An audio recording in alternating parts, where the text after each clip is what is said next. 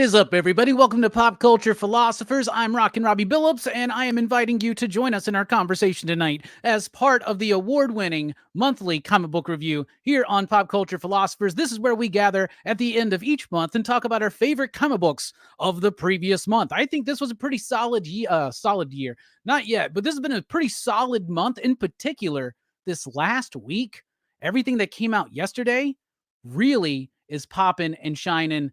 What a great month of comics to talk about. And I can't do it without the 18 in a row appearances with me and Nick from Comic Culture. What is up, my dude? What's up, dude? Yeah, pretty good month for comics, man. Can't wait to see what everyone's picking this month. You know it, man. You know, and we got to have the number one dude. I just found out something backstage. This dude is actually an award-winning opera singer. It is our man, Stu from Dr. Doom's I don't know. I thank you for that false introduction. Really appreciate it, bro. How is everybody tonight? So glad to be with y'all. But yeah, wasn't the best month of comics for me. I agree with Robbie's sentiment. I think this last week was really strong, but excited pretty to good. up with y'all tonight. The last week makes the rest of the month look pretty strong.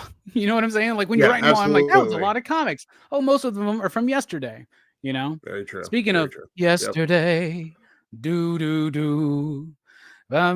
wasn't here last time, but it's Carrie. What is up? Hi. I hope you like the Beatles.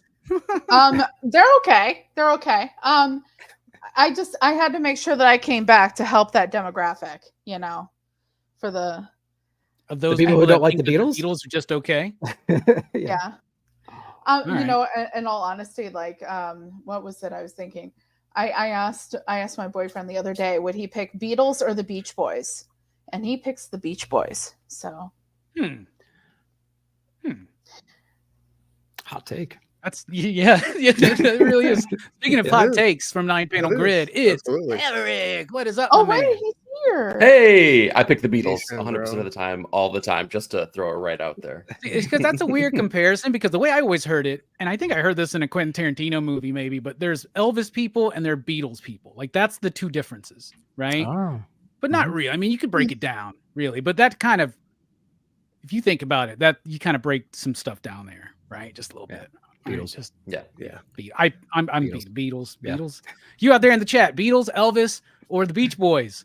Let us know. Let us know. All right. So it's time to talk about our picks of the month. Out of everything that came out in June 2024, Nick, you're going to kick us off as usual. What is your pick of the month? Man, easy pick. Easy pick for me this month. Precious Metals, issue number 1. Darcy Van Polges, Ian Bertram, and Hollingsworth on this one. The lead-up story into Little Bird. Yep, flash those copies. 35 years in the past, inside the Little Bird universe. I read Little Bird. I think, Robbie, you probably turned me on to it, undoubtedly, years ago. I turned a lot of people onto that book, man. That book was crazy good. Good.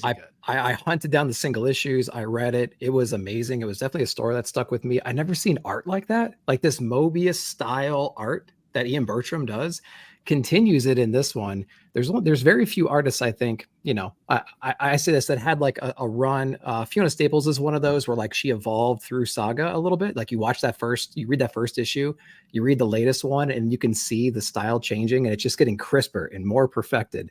And Ian Bertram is definitely doing that inside this book. I love the universe. I love that we're going back to it. Darcy's doing a great job of bringing back a character that we knew inside of Little Bird. I think it was issue 3, if I'm not mistaken, but giving us some more context in that character because it was such an intriguing character when he originally created it and he wanted to explore that universe a little bit more. And it just brings you right back, man. It brings you right back to everything you loved about Little Bird the first time you read it. And the saddest part is we can only read Little Bird once for the first time. So, but we have Precious Metals number 1 out, and number 2 should be coming pretty soon. And it's blew away all my expectations so far. So definitely the pick of the month for me. Yeah. So the Little Bird thing with me, I got a very, very early look at Little Bird, right? Because Dennis Camp had connected me with Darcy Van Polges, and Dennis Camp says, hey, can I send you my dude's book he's working on? Because I think it's right up your alley. You're going to love it. And I read that book like at least 20 times before it even dropped in shops, and I was like ready to dissect it, right? Like, and I was like, I know it may not, because I knew it's a book that on surface level you can just kind of gleam over it and be like, that's okay, it's got cool art, but it's just kind of okay. But like it is so good and deep and rich and just layered with so much meaning and nuance and poignancy, right? And the artwork is so incredible. And Little Bird just blew me away. We sell it very heavily at my shop. It's something I'm always pushing on people. So Precious Metal, what, 5 years in the making? Yeah. Worth every single second of the wait. Like, it is amazing. And I got to read it like 10 times before I did the video. But I absolutely think that book was so good. And because it doesn't, any other book like this would like feel the need to have to explain the world. Right. And just like Little Bird, this one doesn't really explain the world. It just puts you in it and lets you, the reader, put everything together. It doesn't treat us like idiots, and it actually challenges us to be more involved in the story and what's going on. Because basically, it's a very simple story about, you know, this dude who's just trying to catch this kid, right? And all these other people are after him, right? This is a story we see so many times. Decorum was one of those stories, but it's told in a little bit more of a complex way without hitting it on the face. Other books like Decorum, maybe you want a little bit more explanation. Thank you for the big info charts, Hickman. We don't need that for something like Precious Metal. One of the best books of the month for certain. What about you? What do you think about Precious Metal? Yeah, great call, Nick. This was my number one, and I agree with you, bro. This was like easily my number one. It really wasn't that close, and I'm unlike y'all. I came into this without having read Little Bird. But you know, like Robbie said, I love how it just drops you in this world. I love the Frank Quietly Mobius textures we get on art. Hollingsworth on the colors. I think the creative team all around. Hassan on the letters with. I love how his letters, you know, especially for some of these characters are a part of that character. They add layers and depth and nuance to these characters and these situations and these storylines. Man, I think he's really operating on another level as far as lettering go. The best letterer in the game, far and above to me. But yeah, he's overtaken Bidikar for sure. I agree. Oh, man. Didn't you do the first? Didn't he do Little Bird, or did Haas do Little Bird as well? I don't remember. Well, I got it right here. But if so, Haas is definitely doing Bidikar. Yeah, that's what I thought. Yeah. But these books are so amazing. They got the two best letterers in the game since like Todd Klein. Yeah. So right. Yep. For sure. But yeah, the story's nothing crazy, you know, a golden child with different factions trying to get their hands on him. But just like the world building, the characters, just like, you know, I'd loved like all the little things, like the cell they built to like the death cult built to put the kid inside. I love the look of these different characters, the genetic modifications, like the Blade Runner type world. This one pulled me in, and I immediately went back and started looking and trying to find Little Bird. I mean, and I think that's what great books do. They pull you back in. It made me want to know more about this universe and these creators. Man, I think this was a home run and really took me by surprise, and I'm all for it. Now, I have a question. This was like originally supposed to come out way sooner, right? Because I saw at the end of some of the issues of Little Bird that like they announced it as a quick follow-up. Is that correct? Yeah, but then COVID happened. COVID happened, okay. And then Ian Bertram needed to take his time on this book, for sure, right? Like that art would not be that art if he didn't give himself as much time as he did. So really happy, and apparently Darcy had some time kind of crafting it all and putting it together. It's all done though, because that was the thing. They wanted to make sure it was all done before the first one even came out. Right. So there's going to be no delay. Awesome. And they're all super chunky, giant issues. And it's is that right? Yeah, because the first one was a double size, right? Yeah, they're all going to be big. Little Bird, I think, was the same way. Yeah, right? I think. Yeah. So I think they're all going to be big. Now you got me questioning myself. But you were talking about they don't explain anything. Like that includes like the technology, the technological aspect of this society, right? And to me, that's a very Kirby-esque thing to do. Have strange devices that seem to be working in arcane sources of energy or something more metaphysical or some science that we don't know, and not explain it. Just have it be there and just be like, that's some wild shit. Like read Kirby's OMAC. You're going to get that all over the place. Carrie, do you read Precious Metal? And it's got a lot of that. I'm sorry. No, go ahead, man. No, go ahead. I was just going to say it's got a lot of that artwork. It's got that Mesoamerican feel to it. You know what I mean? Too like Aztecian, and I love it. Yeah. Yeah. Go ahead. Sorry. No, that's cool. I tried to read it. I I sadly, I appreciate you guys' love for this one. Really, I do. I DNF'd this.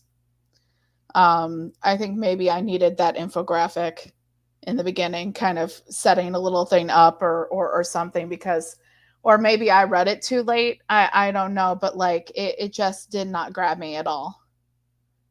It seemed like I was reading a lot of pages that I just was not getting. Like, what is this guy doing? Gotcha. And I think maybe it wasn't grabbing me. Like, just, I don't know. There could be any reason why, but like, it just wasn't getting me. What a fucking buzzkill, Carrie. Sorry. I don't think Eric liked it either, though. So Eric, what did you think of? You know what? The coloring was lovely. Who did that? Matt Hollingsworth. You know, I like his work previously, so yeah, but the coloring was lovely. I will say that. E, what'd you think? Well, I can kind of understand where Carrie's coming from, though, because I think that having a background with Little Bird, at least, you know, you have an understanding of the world, you know, albeit in the future. So like you have your bearings a little bit more than just kind of being thrown into it. What I will say about Precious Metal, though, is that I'm one of the, just like most of you guys, like, I think that Little Bird is a masterpiece. It's fantastic from start to finish. But I do feel that it struggled in finding its footing in the first couple issues in developing that world and kind of bringing you along. Whereas I think that Darcy has grown as a writer, and though he's developing the story in this first issue of Precious Metal, I think is way more cohesive and way more structured than Little Bird ever was, which makes me super excited, because if Little Bird is already here, Precious Metal has the capacity to even surpass that. And Ian Bertram's artwork, like, I know everyone's already talked about it, right? But like, there's a specific panel in the book where it's like, where you see kind of the flayed skin of the cross on a person's eyes, and it works out and it kind of bulges out to become the panel work itself, and it kind of becomes the outline of the panel. It's just brilliant stuff. I love the way that they're playing with that stuff, and I'm really glad that the book had the time, you know, whether it was planned or not, to really develop that stuff out, because it shows so much in this first issue, the time and care that has been put behind it. It's a fantastic book. I love it. Yeah. Heck yeah. 4 out of 5 panelists agree. Everybody go check out Precious Metal. All right. It's fine. Carrie's got a pick coming up soon. We can just shit all over that if we want to. Stu, that's just kidding. Honesty is the number one thing here. Stu, what's your pick of the month was Precious Metal, but what's your next round? What's your runner up? All right, so we covered this one last night on Supreme Clientele. A new one, my man, I got to thank E for. I'm gonna go Ain't No Grave. Scott, number 2, Scotty Young and Jorge Corona. Nice. I love this. You know, this is basically a tale of a woman who's an ex bank robber, stagecoach, you know, robber, Wild West outlaw who's settled down, had a husband and child, has tuberculosis, you know, has consumption, as they would call it back in the day, and is trying to beat that diagnosis by basically taking a trip down to the underworld and killing death. That's her goal.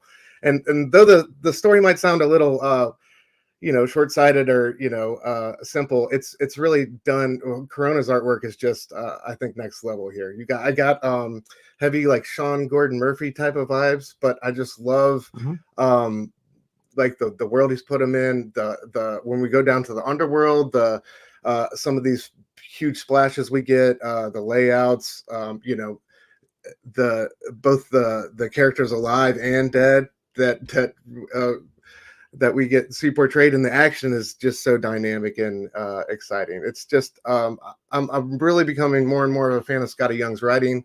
I think he does really great character work.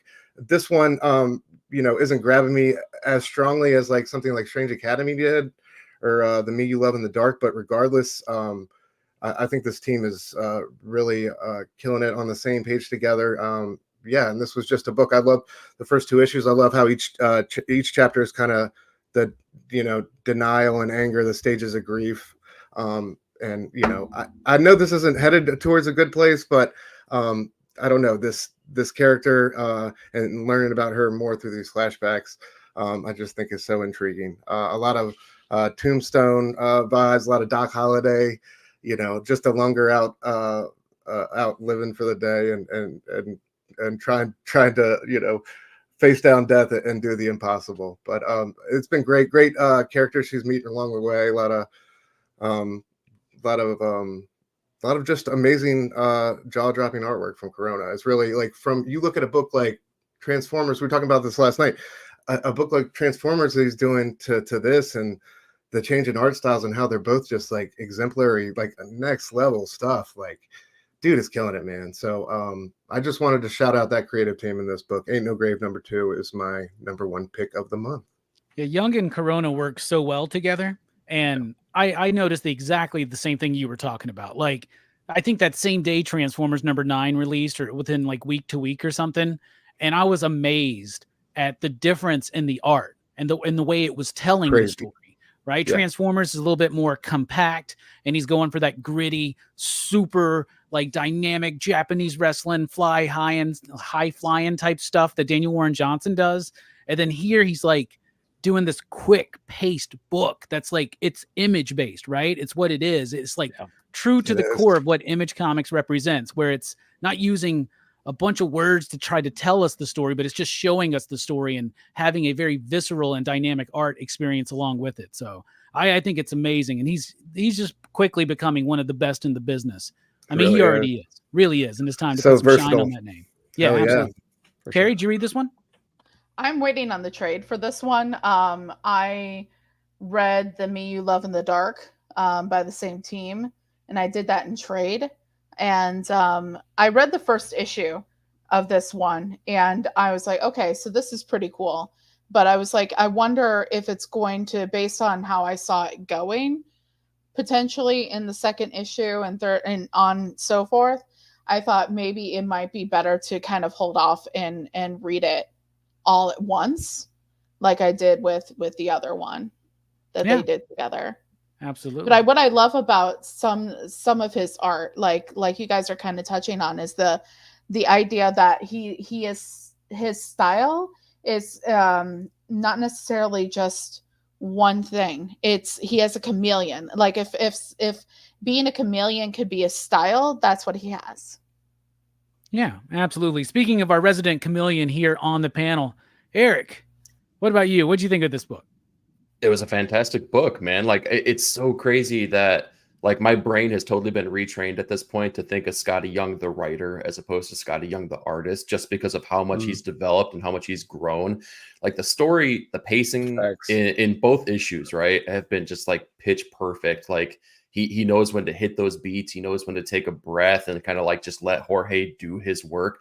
And like you said, like the other impressive thing about Jorge Corona's work is that I believe, he's doing his own quote unquote inks on this too. And they're so vastly different from book to book that like, it's not just his style that's kind of, processing differently, but it's like the way that those images are presented as well are just so, I don't know. It's great. It's like, I can't even imagine what that would be like and like what goes through his brain as he's working through the panels on each individual book. But this book, like in issue 1, I feel like it was all about telling the story of like making you remorseful and making you really care for the main character. And in this issue, man, it showed the brutality that scene with the federal agent and like just how, the decision that she makes and how quick she makes it made me put the book down, kind of take a lap around the house and then come back and then pick it up to start reading it again, because I needed a second to like just get over like, wow. That's how this is going. Okay. Yeah, it's so great. And I love how it goes with the theme of the issue, like it was all about anger in this one. Yeah. You know what I mean? Like it's so good. What do you think, Nick? I loved it. It was in my top 5 for the month for sure. So yeah, I loved everything about it. You had me at the premise. I mean, as like a father, it's like whenever you think your time is being cut short or your child's time will be cut short, you're going to do anything you can possibly do to lengthen that or to stop it from happening. Right. So this is just a parent that's going to go through the depths of hell, as many layers as it takes to beat the odds, and you just had me immediately at the story. And so, everything we've said about the pacing, the artwork, Corona's doing a great job. Scotty's got a great story here. So yeah, I ate it up, man. Like Eric said, there was moments where I just had to get up and walk around because it was just so awesome. So yeah, it was a great issue. Maybe y'all are sitting wrong when you're reading. You know, you got to get up and you're starting to get a cramp. There's moments. There's moments. When it hits right, man, you got to get up and just shake it off, you know? That's right. That's right. Stu, great pick. Great pick. Carrie, what's your pick of the month? This is for all the women out there that feel like, or someone has told them that they are thunderstorms. Rare Flavors, number 6. I absolutely love this right there. I love this so much. It was, I got it today. I read it today, and I was like, "Yep, that's top. That's tops right there." So I was sitting there thinking, like, okay, I actually vocalized this. I was like, I wonder if the recipe is going to be a dessert, and it was a dessert, and it was a dessert that the thing is like he goes off from the last issue after the dude leaves them, right? And he is like, he goes home, he's feeling a little defeated, it seems, you know, like, but then he realized, wait, no, this is supposed to be me. This is supposed to be putting my own stamp on what he did. And if I'm really a filmmaker, I could see that idea. Like, if I'm really a filmmaker, I got to do this. I got to put my own spin on everything and what I experienced. And him taking that and making it so that it's like, the journey is not just about the demon. Okay. It's also about him and his relationship to people and his relationship to culture and everything like that, and telling the story of his mother and how his father left because he claimed that his mother was a thunderstorm, and like blaming his mother a little bit for his dad leaving, and then just, you know, going through her sickness with her and all that, and talking about that, and just having him, you know, be like, you know, this is how I want to present this film, and just making it himself, and finally getting it. He finally, like, you could see throughout the last couple issues where he was starting to get it, and now where he sat there and he had to feel defeated before he could actually find the way to kind of win at this whole thing. And it's a perseverance. It's a tale of perseverance and finding joy in life where sometimes maybe it's not as joyous.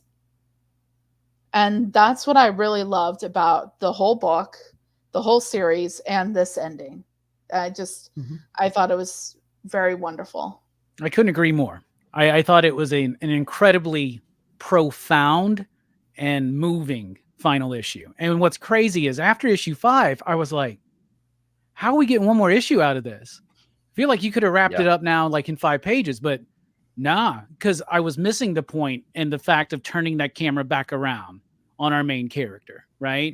And having like, you're just not documenting culture without your involvement in it, right? And how it affects you. And that whole story with his mom, and just, I was engrossed. I think it's the best issue of Rare Flavors yet. And I love it. And it was such a great series. And throughout Rare Flavors, I'm liking this series, but I don't think it's quite on the level of Mini Desolate Star. This final issue puts it on that level for me, right? If not just, I mean, those two books are just magnificent.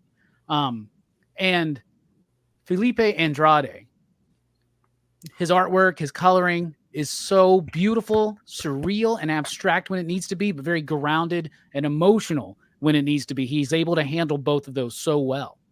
And it's also the pairing of the story and that art and the way that both flow together, because under normal circumstances, his art style, I wouldn't like it. But like here, it's beautiful. And it just because of what's being told behind it. Yeah. And Rom's really good at, especially when he has a really good collaborator that he trusts, of letting that person do what they do and be like, you visually are telling the story, but he has ideas because he's also an artist. Rom is. Yeah. And it really, that's such a great collaboration. And World Design's lettering is fantastic. in it. Like really, like some of the best work from AndWorld. And I don't know exactly who did it, if it was Jim or somebody else, but whoever did that was absolutely top notch. It could be a myriad of people or something like that, right? Like a studio. Sometimes they list like Jim from AndWorld or they just list AndWorld. Yeah. So, but it's such a great package, such a great book, and I cannot wait for the oversized hardcover to go along with my mini Deaths of Layla Starr one, because that's going to be beautiful. And I also love it's a dessert at the end, which makes sense, right? But all these other dishes have been rather complex. This was a very simple one because it's the simplest things that really are what life is about. You know what I'm saying? Like the relationship between a mother and a son, the relationship to you and your community, you and your food, stuff like that. I thought it was super profound. What about you, Eric? What'd you think? I mean, it was awesome. It was one of the best books of the month by far. It definitely within, the range top 5, maybe even top 3. And it's such a perfect book to come right after Ain't No Grave #2 as well. Like it works out very poetically because we just talked about, a parent doing things because of a child. And I love this last issue being all about misunderstanding, specifically from a child or a grown child's perspective, looking back at some of the things that happened throughout their life and looking at their parent and now coming to kind of realize, like why things worked out the way they did and understanding fully the decisions that were made. And not only that, but like, so misunderstanding that, but like misunderstanding aspects of yourself and your own purpose and meaning, and misunderstanding the aspects of the demon that was along with him for the ride, and misunderstanding, his purpose and his goal through all of this. It was a beautiful story. And Felipe's work, it's the only comparison I can think of off the top of my head, it's kind of like Vincent van Gogh's Starry Night, right? Where it doesn't look like that specifically, but the illusion of motion through all of the work, like whether it be the strokes or the line work, whatever, it all feels like it's like just vaguely moving a little bit, which is a great approach because he doesn't do that all the time. He had done some work on a Jessica Jones story way back in the day, and it was very traditionally done, where it kind of just looked like, the Marvel comic that we would come to know and love. His flair on it, don't get me wrong, but still very traditional. So I love the approach on here, and the fact that it's top to bottom his artwork as opposed to having a team doing it. It was just fantastic. I love the end cap of this book. And Robbie, I think you said it best, man. Like I was kind of teeter-tottering too. Is this as good as Layla Starr? This cements it. It is as good as Layla Starr without a shadow of a doubt for me. Absolutely. Nick, what you think? Yeah, absolutely loved it. Again, it was in my top 5. So we're absolutely killing it. I think here there's when I was flipping through this one, I noticed that maybe there's not as many lines and the colors were a little flatter. It felt like in like the best way possible. There's something going on there. It kind of took me by surprise, but I absolutely loved the execution of the book, the story in general. And, my main takeaways is like, kind of like the end of Ferris Bueller, right? Like life moves fast. If you need to just stop and take a moment, right? Kind of a thing. It's like this guy was in a rut. He was in his routine. He wasn't seeing the flavor in life, right? Somebody had to come into his life to teach him to stop, pay attention, respect process, respect tradition, respect taking your time, smelling the roses, kinds of things. And he was able to then reflect on his past and, reminisce on his mother and the relationship and everything. So I appreciated that, because as you're reading it, you're like, yeah, I mean, like we're all looking forward to next week, but sometimes you got to sit there and like just take a deep breath and appreciate being present.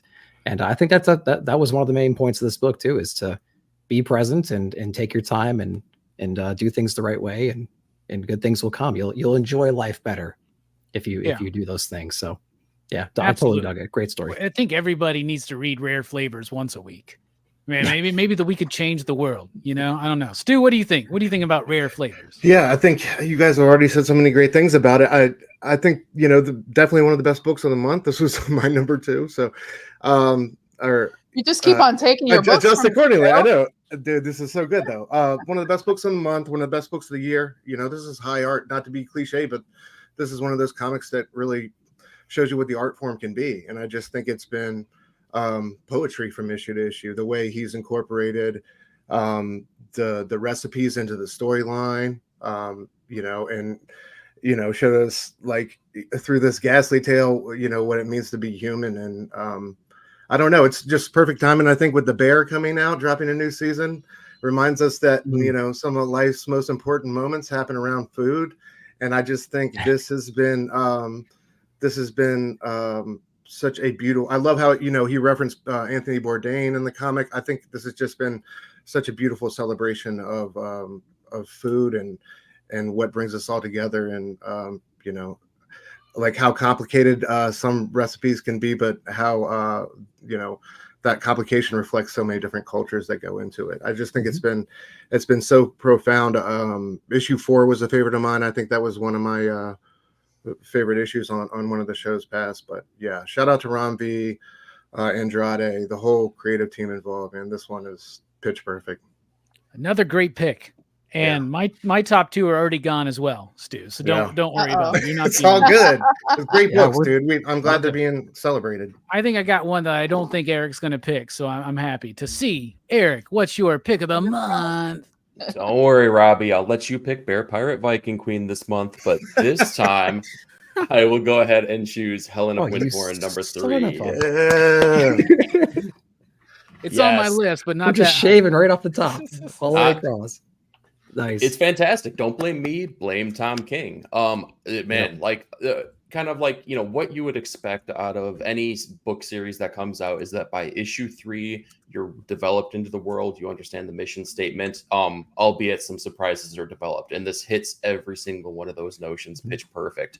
Yep. I love that it is a verbose book, but it's not overly verbose. There's not like every word is necessary. Every word means something. It's like moving the story forward. And like you get all these different perspectives that I love too, because you're with the main character, you're with her caretaker, you're in the future, you're in the past, and nothing seems confusing or overwrought or anything. It all just has its purpose in place.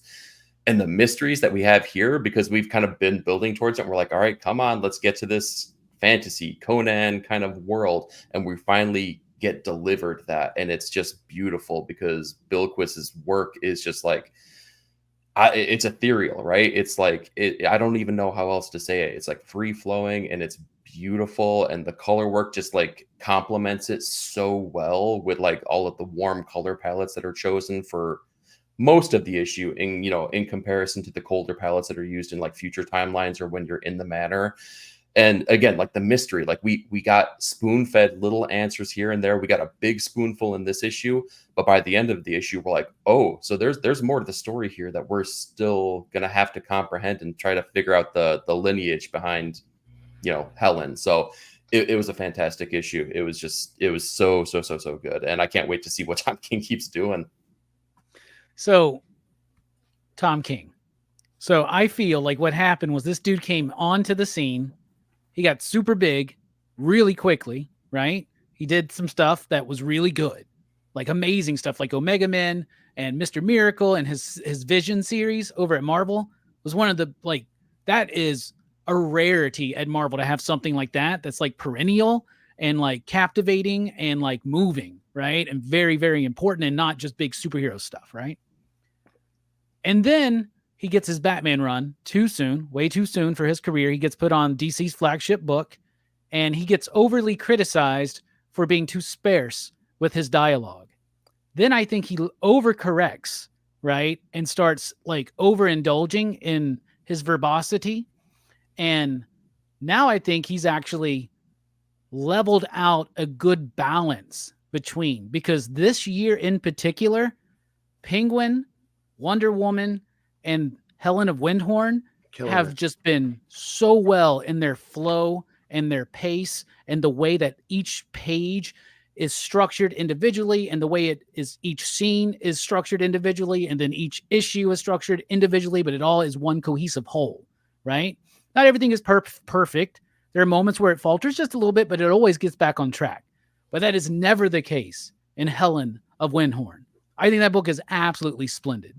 It is so freaking good. Evelyn's artwork is ethereal is the right word, right? She did the Dreaming series that I think Cy Spurrier wrote, and that was just wonderful. Like that, and that's the perfect world for her. Yeah. And so is this, right? Because even just the more mundane world in the first 2 issues, it still looks beautiful. But now we're transported to this other world, which is way different than we thought it would be initially, way more dangerous. And it comes across in like, when you're reading like Tolkien or or C.S. Lewis or something when you're a kid and you're reading that kind of stuff, or you're watching movies like Legend or Return to Oz, and there's this element of danger to those things that they've kind of stripped out of a lot of modern fairy tales made for kids, you know, like that comes across too. And the world gets to really shine through the artwork, right? And I think it's just magnificent. I think it's is it Mateus Lopez who's on the coloring? Yep. Fantastic. And who's the letterer? Is it Clayton or is it Haas? Who is it? I think it's Clayton, Clayton, right? Yeah, it's Clayton. It's the same team as Supergirl. So yeah. Okay. It's the best work I've ever seen Clayton Cowles do then. Like seriously. Like it's so good. It's on another level. And along with Supergirl, the lettering was fine in there. There's just too much of it. Well, that old English font and stuff. Yeah, that one kind of bothered me. But I like Helena Winhorn a lot. What about you, Nick? I loved it. It was a great one. It was, wow, again, one of my favorite books of the month. So yeah, we're shaving right off the top, and I love that we finally got to see like behind the curtain. We got to go to Oz finally and see what the heck's going on there. And I like that. So like in some of these fantasy stories, there's these little small elements that the writers will add into the story that don't quite make sense. Like to enter, you need to go see the Hobbit, this little like creature, right? And you have to pay a toll to get in there. Like these little moments, they really help build the world out. And these little interactions with like the natives in this fantasy land, like all those little things are so important to really sell the story, to sell this fantasy world. And I think they knocked it out of the park, both from just the writing, interaction, just character design, coloring, everything. They nailed this fantasy world. And I just can't wait to go back into it, because we're going to be going back into it.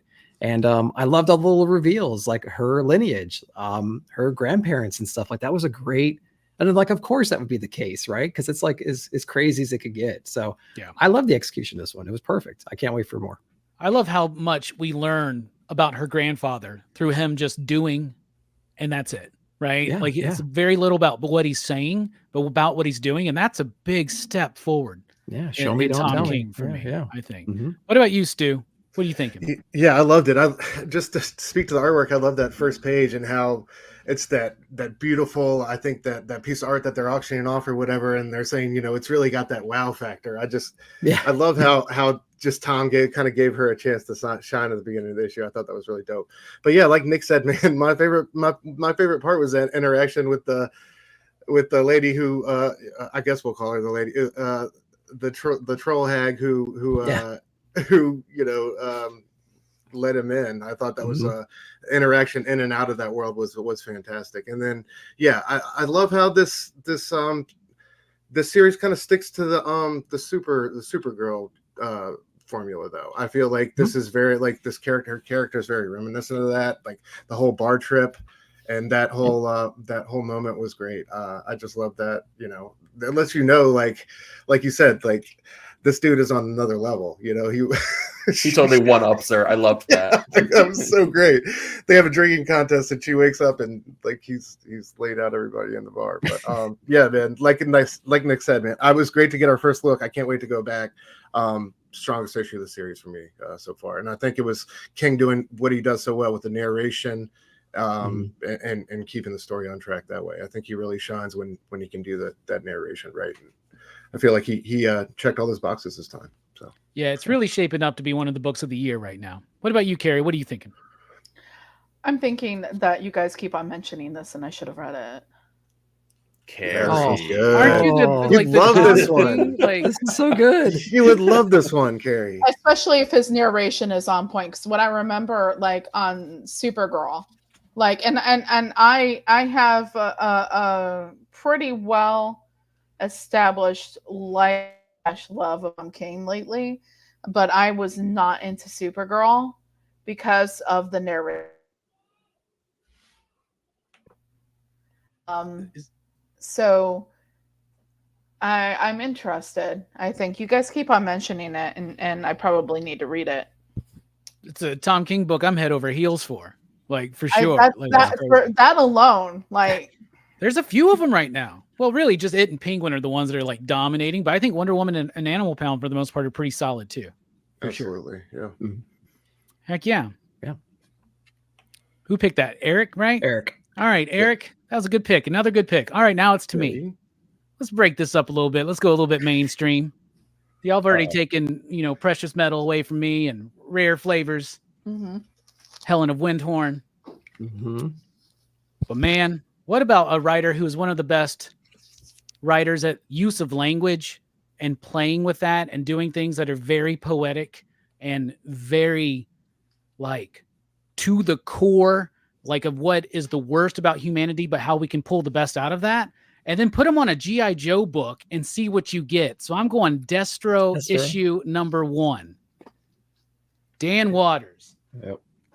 Andrea Milano, is that the art? Brisson, right? Brisson. Adriana Lucas is the other name on it. Nice. What a fucking badass book. Like, okay, I'm already super into the Energon universe. By the way, they just announced today G.I. Joe by Joshua Williamson and Tom Riley and Jordi Belair in November, right? Ooh, so November, that's soon. Okay. Yeah, it's here. And it's going to be a huge book, and it's actually, they've promised to introduce a all-new G.I. Joe character. That should be a big deal. So they're really trying to goose those numbers up, and they're gonna sell a lot of these because these Energon Universe books, they keep breaking the records. As it stands right now, Destro number 1 is the highest selling G.I. Joe book ever, and it is worth it. So wow. Dan Waters didn't grow up with G.I. Joe, right? So they ask him to do this, and he starts, he mentions this in his little essay in the back, and he's like, he does some research, and he goes, oh man, I really like this character. So I'm assuming he's like reading some books or watching the show or whatever. I hope he didn't watch the movie where Christopher Eccleston played him, because that movie was atrocious. And that was a great casting choice to put Eccleston as Destro, but it did not pan out. That could have been so much better. But this is exactly the kind of book you would want Dan Waters on. And one of the things I've said that has worked about the Energon universe is you feel the love and the passion coming through in these books. You get the idea that Daniel Warren Johnson loves Transformers, right? And wants to really make something special out of it. You got that idea with Josh Williamson. You get that idea from Kelly Thompson with Scarlet. Dan Waters ain't got a horse in this race except for trying to make a badass comic, but he also gets right into the core of this character. It is filled with just big, awesome, cool moments. We see the twins. We see the Crimson Guard. We get all these other characters that G.I. Joe fans are going to like tweak over a little bit, but you just get a really just not a good dude who's also so fucking cool. You know what I'm saying? And it's such a perfect follow-up to Josh's Cobra Commander, which was also kind of a mean book. And so is this one. And it should be. They're not sugarcoating it, but it's also fun. It's got a sense of fun that you don't typically see in Dan Waters books, which I'm having so much fun with. And I think Destro is going to lead. It's definitely the one book by Dan Waters that most people have ever read. And it's not, it's seemingly unlike his other work, but at the same time, you can tell it's Dan Waters, right? I freaking love the book. The characterization of Destro was spot on. The backstabbing, the betraying, all that shit. Like when they show up at the arms deal, right? And you're just like, oh, they're suspiciously absent, Tomaz and Zemot or whatever, right?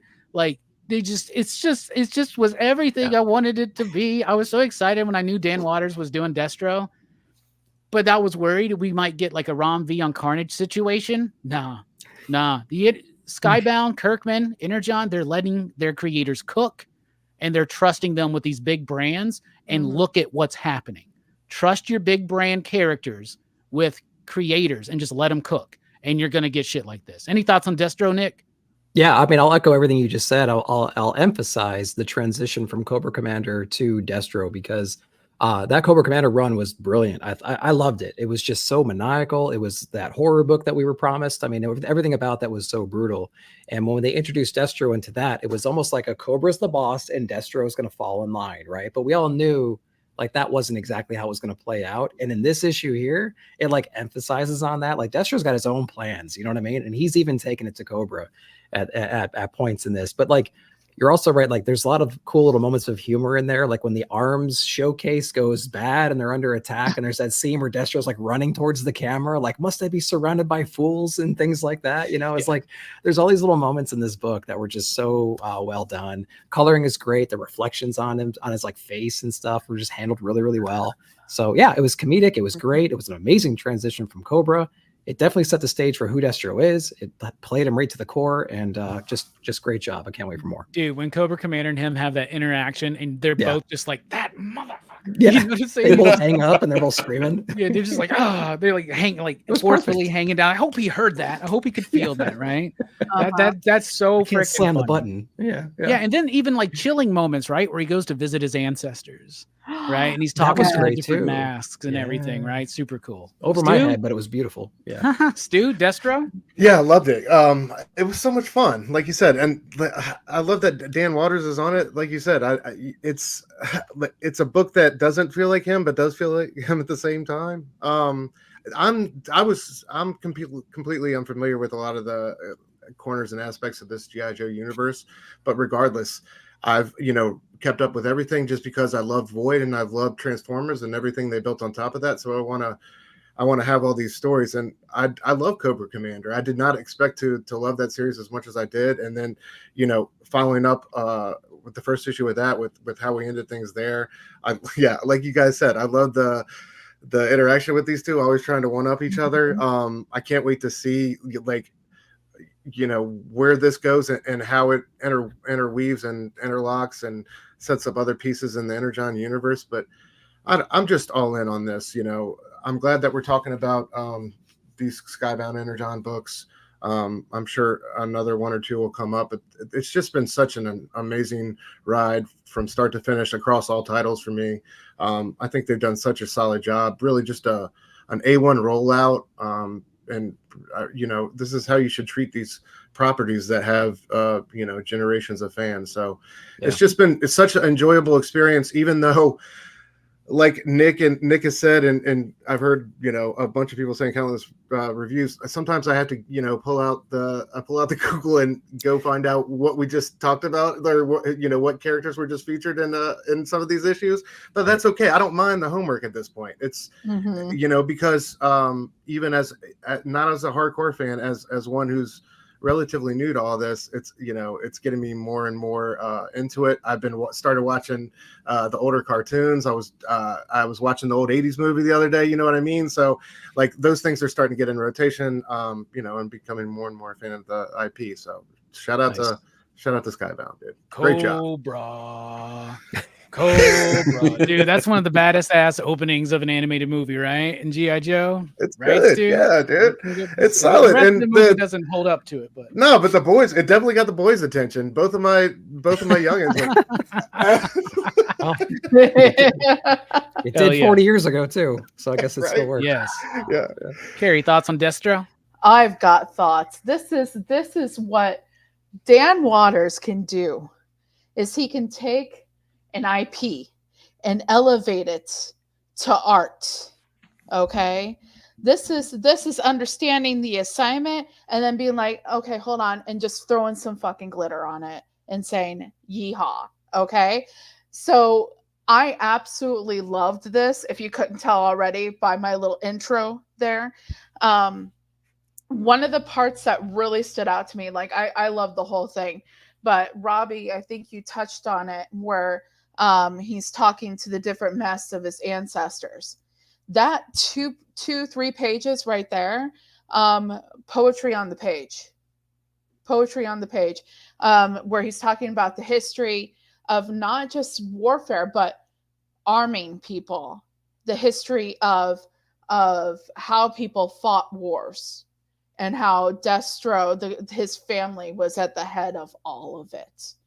And he's just continuing tradition, and he is badass at it. And I absolutely love this. I can't wait for somewhere, somehow, some way, for Baroness to meet her Destro. It's got to happen, right? Oh, it's going to happen. Yeah, for sure. She ain't going to be on the Joe side forever. Yeah. Not at all. Destro, we have much to discuss. You gotta say it in her dialect. She's Destro. I was doing the Cobra Commander bit. Cobra. I was doing the Cobra Commander bit because nobody he's pissed because he goes and he stages a coup in that country, right? And he's like, that's such a cold moment too, right? Yeah. Where the soldiers just turn on him, and then he goes into the president or whoever he is. And what is this for? But profit. I know, it's so good. And then he's like, this is my distant cousin. He's the new leader, and blah blah blah blah blah, and like. So awesome. It's cold-hearted, man. Who do you guys think is that? I know the obvious answer to this. who do you guys think is behind the attack at the end? It's the twins.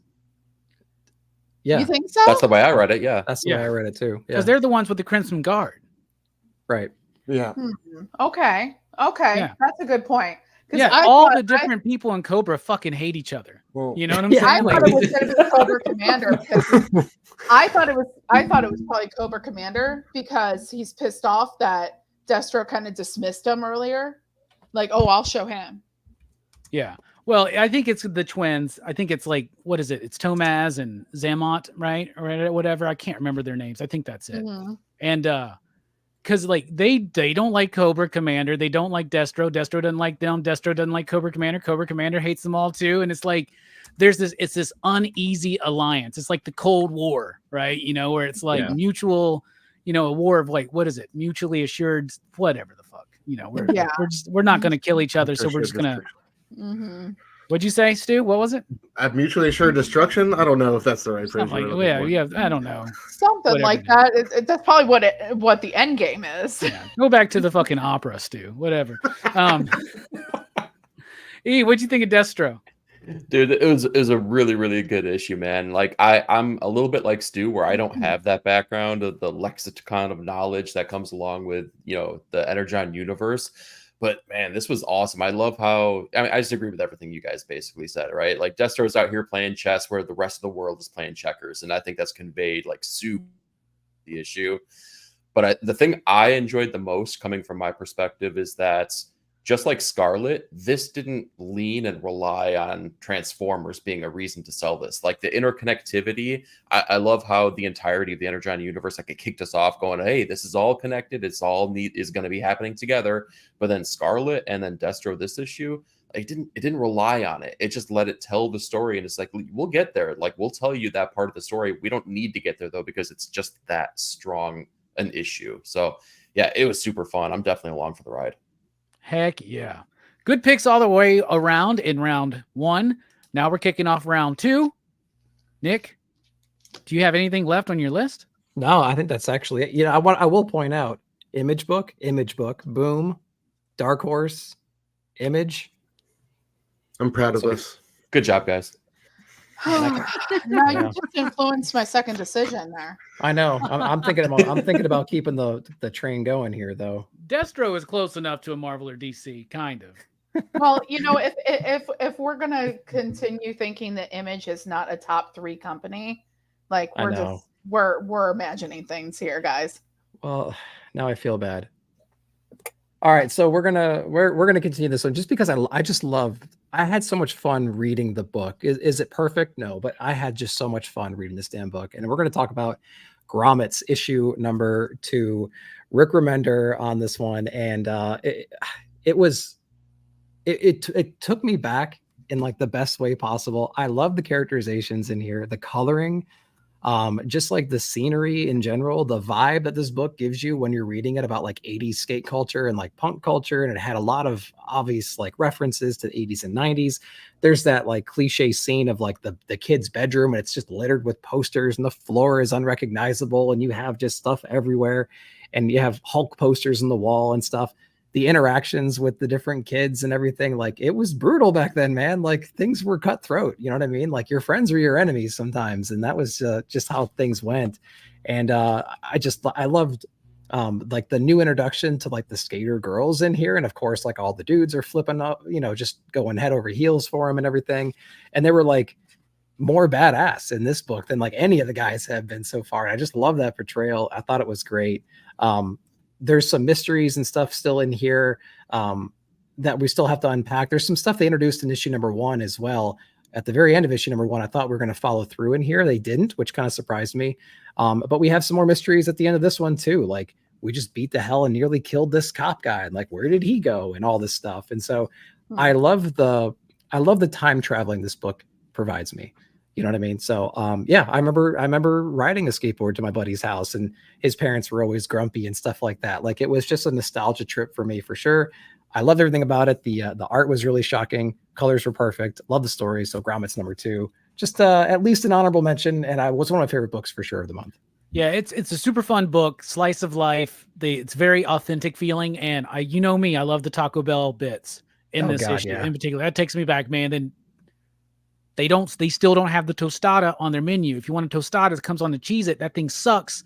Bring back the tostada, Taco Bell. Never forget. Yeah. Stu, grommets, what do you think? I haven't read issue 2. Loved issue 1 though. Agree with Nick about like the time machine quality, man. It just represents growing up in the 90s and that skater culture that we grew up with like so well. I know it's still around, but I don't know. I feel like it was so much more pervasive back then in like 7th grade and 96 and 97. But I don't know. This one's been a lot of fun so far. I'm excited to get to issue 2, but I haven't. Spoilers, Taco Bell's in it, right? But it's fine. Also, the art's really good. That bit where they're going down the parking garage or whatever. Oh yeah, that's awesome. Yeah. Carrie, you read grommets? I am not, but I'm regretting it because that sounds really cool, like punk stuff, skateboarding. I was kind of just like flipping and looking around at the art just so I had something to talk about. Is it just me, or does it kind of look like a similar art style to the Gorillaz videos? Jamie Hewlett, Hewlett. Totally. Yeah, that's true. Yeah, I thought that that looked really cool. It looks like I was kind of looking it up while you guys are talking, and it looks like it's supposed to take place in 1984, which is an interesting time period for like that whole skater punk situation, which is pretty cool. Does it take place in it's like the Sacramento, I think. It's like right? West Coast, yeah. Okay, West Coast, so 85. Yeah, so like that's really cool involving that time period. Does it ever mention any kind of like music or anything like that from that time He's period? wearing a Suicidal Tendencies t-shirt. It's got Black Dead Flag Kennedys, poster. Black Flag posters, Dead Kennedys. Yeah. It's all that stuff. That's somebody that either grew up in that time period, Circle jerks, knows someone that grew up in that time period, or did their research. Okay, because those are like right away those bands, California punk. Yeah, right there. Yeah. Reminder knows this punk. He's a hardcore punk guy. Oh yeah. Unfortunately, NES released Skate or Die in 1988, so there will be no Skate or Die references because that would have been really cool if they go back and they put Skate or Die. Yeah, that'd be great. Hell, this story is turning into Skate or Die. Yeah, right. Honestly, so yeah, it's a cool one. Eric, what do you think? Dude, it's a great book. I mean, I'm always down for a Rick Remender. Brian Posehn has his influence on this as well. You could definitely tell. But yeah, it brings you back to that period of time if you were alive back then, right? It's the latchkey kid movement, right? It's the survivor freaking parish 7-year-olds out there, but like Gen X, Lord of the Flies. Oh, totally Lord of the Flies, man. But like, but yeah, you can hear all the music that they're referencing, right? Like you can you have a sense of all these things. Like you can see the wood pan. You can run your finger across the wood paneling that's on every single wall. You can smell the nicotine that's in the air. That's all ever pervasive. Like the wood panels on everyone's basement. The shag carpet. One of my favorite things is just the one shot of the dudes that run the video store and they're talking about Phantasm. I thought that Reanimators or Phantasm. I love Reanimators. Yeah. Okay, if Joe is watching this right now in the other room, he is just like, it talks about Phantasm. I got to read it. Yeah. It's good. And and Brent Parsons, he knocks it out of the park, man. The art style is just like it definitely is of that cartoony vein, but it just feels so pitch perfect for the story that they're telling and the age group that they're telling it to. So yeah, it's a really, really awesome book. It's worth time. Yeah, another great pick, another great book of June 2024. What about you, Stu? What's your second round pick? All right. I'm going to stay on indies. This is a book I wanted to shout out. I liked issue 3, but issue 4 was still dope. The Last Mermaid, by I think Derek Kirk Kim Derek or something. Kirk Kim. Derek Kirk Kim. Yeah. He's writing and drawing this one. About this mermaid's quest to I guess find water and. She's out on a mission from her own civilization, and she's run into this other kid who's ended up saving her life.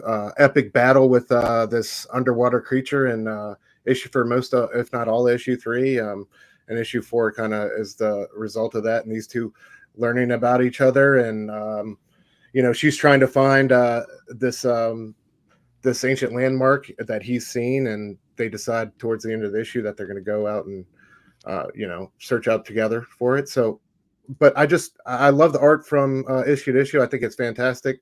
It's been a dope little world. It's been a little slow moving, but at the same time, I think it's been a really unique and fantastic book. I think, like I said, the pace could move a little bit faster. I'd like to know more about these characters, where they come from, get a little bit more background, but I really enjoyed this one so far. And it's really surprised me. Not a book I'd normally check for by any means, but this one, Robbie, I think you put it on my radar first, and then just heard a cascade of good things about it since. And I was kind of iffy issue 1 and 2. Issue 3 really put me on, and issue 4 has a good trajectory, so I'm still on board. But I just wanted to shout this one out. I think it's a cool you find book. out more about that dude, right? Yeah, who's been introduced, right? So like, I love it because like that first issue, it's mostly like dialogue less, right? But you still have so much like emotion and like care and a sense of danger in that first issue. And the art's just glorious and it's beautiful, and it would make a great animated movie. But I don't know how long this is supposed to be, but I hope it's with this pace. I hope it goes for a long time. You get a big chunky, like giant thing. It would read like a manga. It would just read so fast and it would be so impactful with the art. It's such a good story. And that little, what is it? A Quetzalcoatl? What the hell are those things called? Axolotl. Yeah. Quetzalcoatl. What the fuck is a Quetzalcoatl? It's so cute. It's just cute and adorable. It is. Carrie, you reading The Last Mermaid? Should we tell her? Yeah, I'm doing the bit. I'm not reading it, but I'm taking a look at some of this art here. This is crazy. He's like doing and writing the same like it's all him. Yeah, it's all him. So this is like Cliff Chang doing a Lonely City. This is pretty cool. I like that you said that like animated. It looks very anime-esque. Like this would be a badass anime. Just the look of it. Yeah, it's one of those books that utilizes a lot of the same color palette. Yeah, it's very monochromatic. But it doesn't come across as boring, and everything still pops. And there's something about the sheen and the it feels like there's like just in this issue alone that like there's like movements in the color palette. Like you have like different, like there's very monochromatic color palette, but the thing is it's changing between like different pages. Like you have a few pages, you have the one look of it, right, and then you like have a different color palette look. And like, because like you got in that beginning, you got very much like warm summery type color palette, and then you switch over to like it gets even darker, and then you have more of like a spring or maybe even a winter kind of color palette with those pinks, so that's really cool. It's like there's some movements in it, like probably to denote, I'm thinking, different moods in the moment. Yeah, and just certain moods and tones. Yeah, for sure. Absolutely. It's really well done. Really well done. E, you reading it? Do we tell him? I don't think we tell him. It was me too, I guess. Yeah, I'm sorry, Stu. I totally missed out on this one here. The format scared me away, if I'm completely honest with that. Yeah. And then when issue 1 kind of disappeared, I was like, all right, well, I'm going to catch up when it's, released. Because it was short and fat is what you're saying, right? Because it was like short and wide. Hey, like basically, you're like, wait till it's collected. Nick, are you reading this one? Did it scare you away? No, it didn't scare me away. I love the series. I've been playing catch up with this one, and I started issue number 4, so I'm pretty much there. But I'll echo the stylings that everyone's saying. It definitely has an anime flair. It also has, like, if you combined a traditional anime with like Dune, Master Blaster, and Samus, like from Metroid, it has all those influences rolled up in a ball. What? That's you're trying to get another pull quote on a book, ain't you? Yes, that's I like am. the perfect way to describe this and sell it. Let's go. I'm gonna start using that, guys, at work. I'm gonna be like, by the way, remember who said it first. But no, I mean, like, you're absolutely right. And like the coloring is absolutely beautiful. And it kind of breaks things up because it has these beautiful silhouettes of like her suit, like that little like fish tank Metroid suit that she has. I think it's just awesome. And yeah, you're right. The coloring does just change based on like whose perspective we have. Obviously it changes when the scenery changes, but like it'll flash to one character and it'll be like this dark amber kind of a color, and it switches to her and it's like this more pink, purplish kind of a hue, but there's always this like flare over it, and not like your typical bullshit like lens flare that you might see. It's got this cool sheen over a lot of stuff, and so he's playing around with a lot of cool ideas, and so yeah, it's beautifully done. So yeah, it's a great book. Anxiety driven too. Yeah, I don't know if this was actually what just happened, but you don't have to fear talking shit about J.J. Abrams here on the channel, just so you know, right? Oh no, to be honest with you, I forgot his name because I try to block that crap out. But I knew when I said lens flare that everyone would know what I was talking about. Stu, another great pick. All right, it's a solid month of comics. Carrie, what's your next pick? Because I had to break up the no love for the big two. I don't think it would be a month with me on lately if I didn't mention Wonder Woman. I hate to be predictable, but it's up there. It could have I could have pulled Scarlet out, but you know what? Y'all were like, there's no big two here. So, thank Nick, because I think it was him that enticed me to talk Wonder Woman. What I love about Wonder Woman is, again, month after month, it's women standing up for other women and being there for each other and finding a place where they can meet and become allies when sometimes it's not so easy for them. And becoming allies and allowing themselves to become allies despite the idea that men so often try to pit women against each other. If you're a woman in the chat, you know what I'm talking about. A lot of times people want to try to pit women against each other. And what this comic does is say, no. Let's stop pitting women against women and let women be able to straighten each other's crowns and move on and stronger and better. And I love that that's the feel that I'm getting from Wonder Woman every freaking month. The narration, whereas I didn't like it so much on Supergirl, here it works because what I love of it is that we've already established in this run, in this storyline, that it's basically the bad guy talking to Trinity and telling Trinity the story of her mom, which I'm not convinced that Wonder Woman is actually Trinity's biological mother. But we can get into that another time, another argument. But I love this for what it is. And it may seem simplistic, but it evokes a feeling out of me. Heck yeah. I'm really liking Wonder Woman. And what I like about it is actually kind of the scale of it.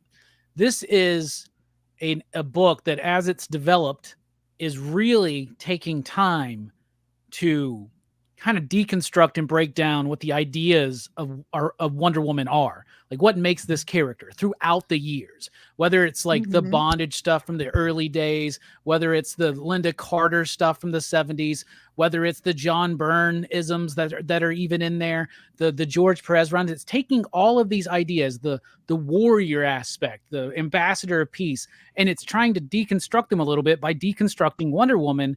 And it actually is, I think, a bold choice to actually take this character and wring her through the ground so much. And like this book has actually gone further than I thought it would to do that. And it's now poised to have the rise, right? Right? Sometimes you have to destroy things so you can create. Oh, absolutely. So I really do appreciate what they're doing here. I do not read the backups. I hated the issue that was like the sidebar where her and Superman go buy Batman, a fucking, basically the ripoff Hitchhiker's Guide to the Galaxy. But we can leave that to time and space. I hope they don't collect that. in the trade. Yeah, But they definitely don't need to. yeah, they don't. But Please no, God, no. overall, I've been loving it. And like I was saying earlier, the way it's structured, right? Each page is its own kind of complete thought. Each sequence is its own complete thought. Each issue is its own complete thought, and it's all together, and it's widening its scope. At first, you think it's just going to be a story about the government against the Amazons. That is an element in the background of this story. You know what I'm saying? So I'm really, really pleased with this run so far. What about you, Eric? Man, I'm bummed now. I'm 2 for 2 for books that I have not been picking up here, man. When you got to vote with your dollars, the divisive nature of like when this book first came out, it just made it like it made me really trepidatious to pick it up here. But like everything I've been hearing is that it's been on the upswing recently. So maybe this is something I got to play catch up with. Yeah, issue 3 really in particular is where it starts like really swinging in the right direction. And then there was that fill-in issue, but it's just we can skip it. The fill-in issue that only really kind of like fits in because Superman's like, "Hey, do you want my help?" But then graciously backs off when Wonder Woman's like, "No, this is me." Like, that's the only little bit that really kind of fits in with what's going on at all in that issue. I tell you what, best gift to get somebody like Batman, like a piece of exercise equipment. Just get him like the newest fatty, trendy like thing. Remember the shake weight? Like get him some shake weights or something like that, right? What about you, Nick? What are you thinking about Dub? Batman with a shake weight. Okay, that'd be awesome. Actually, Batman with a Phi Master. Oh yeah. Yeah. Why he not obviously both? uses one. I mean, come on. Or the inverse Lab Master, the one that you have to like push out. Like that's a whole nother muscle group you have to figure. Yeah. This was actually my favorite issue of Wonder Woman. I like this one a lot. It's definitely a series that's been building up. And like you all have just said, it's really a story about just, putting her through as much shit as possible to just break her down. And she's just too damn strong and has too much willpower to do that. Right. She's just got to overcome all those odds. I love all the other ancillary characters too. We're trying to find the invisible jet. Like all these little moments were just so charming and so I love fun. that scene. Yeah, that was so cool. Like she's going off hilarious. on her own and she just bangs her head on. Like there's so many little comedic moments in those other parts of the story too. Because like everything that Wonder Woman's going through right now, like it's so freaking heavy like it's so heavy. Like it's just a lot. And then you have this other comedic spot that's like peppered in to really level set the entire book. And so I think that was really smart because there's a lot of heavy stuff happening in the story in general. And so when you can kind of break that a little bit and add that little levity, I think it evens it out a little bit. So I really love that. Of course, I've talked about it too. The backstories I love. I really dig all those backstories. I just love Trinity. So she's just such a cool character. I love Damian and I love John just like fighting all the time about like who, there's just like, I don't know. He writes. I feel like the art on those have been rough though. I feel like the Bella Ortega art. Yeah, I don't know. I disagree. I like the art. Okay. I think for what it is, her style is okay there. But like what I love is like you don't have to read all of them. If you're in a mood, no, they're all one-offs. Mm-hmm. Yeah. And what I love though about the consistency of the interaction between Damian and John is that they kind of remind me of like, you remember that show from the 80s, Perfect Strangers? I remember that show from the 80s, Perfect Strangers? Come on, Balky and Cousin Larry. That's the kind of the interaction between the two of them. It kind of it's like that odd couple kind of thing. I know I'm dating myself by talking about that show from the 80s, but like, that masterpiece of a show. There for the very first TGIF. Yeah. Just so everybody knows. Yeah. But like them just constantly arguing while she's trying to learn how to fly a kite and they won't give her the time of day. And the answer to the question is, let's break out Kite Man from prison. Because who better to learn how to fly a kite than Kite Man? And he goes and he teaches her how to fly. I mean, like, I love that backstory. That's a really cute moment too. He's so proud of her for like getting it. You know what I mean? Yeah. So yeah, my favorite issue of Wonder Woman so far. Yep, it was good. Nice. What about you, Stu? Yeah, this was great. This was the her and Cheetah for most of it, right? Yeah, this was fantastic, man. I thought just the two history those have. And Nick, I think you said this in your review, and I also noted that it was kind of curious that they did include her in that cadre of, her villains earlier when they, were Right. You know, planning that first revenge drop on, which that was my favorite issue so far. That battle at the Capitol was fantastic, God, that man. one. That was That amazing. was Yeah, so many great images. Yes, so many great images in that.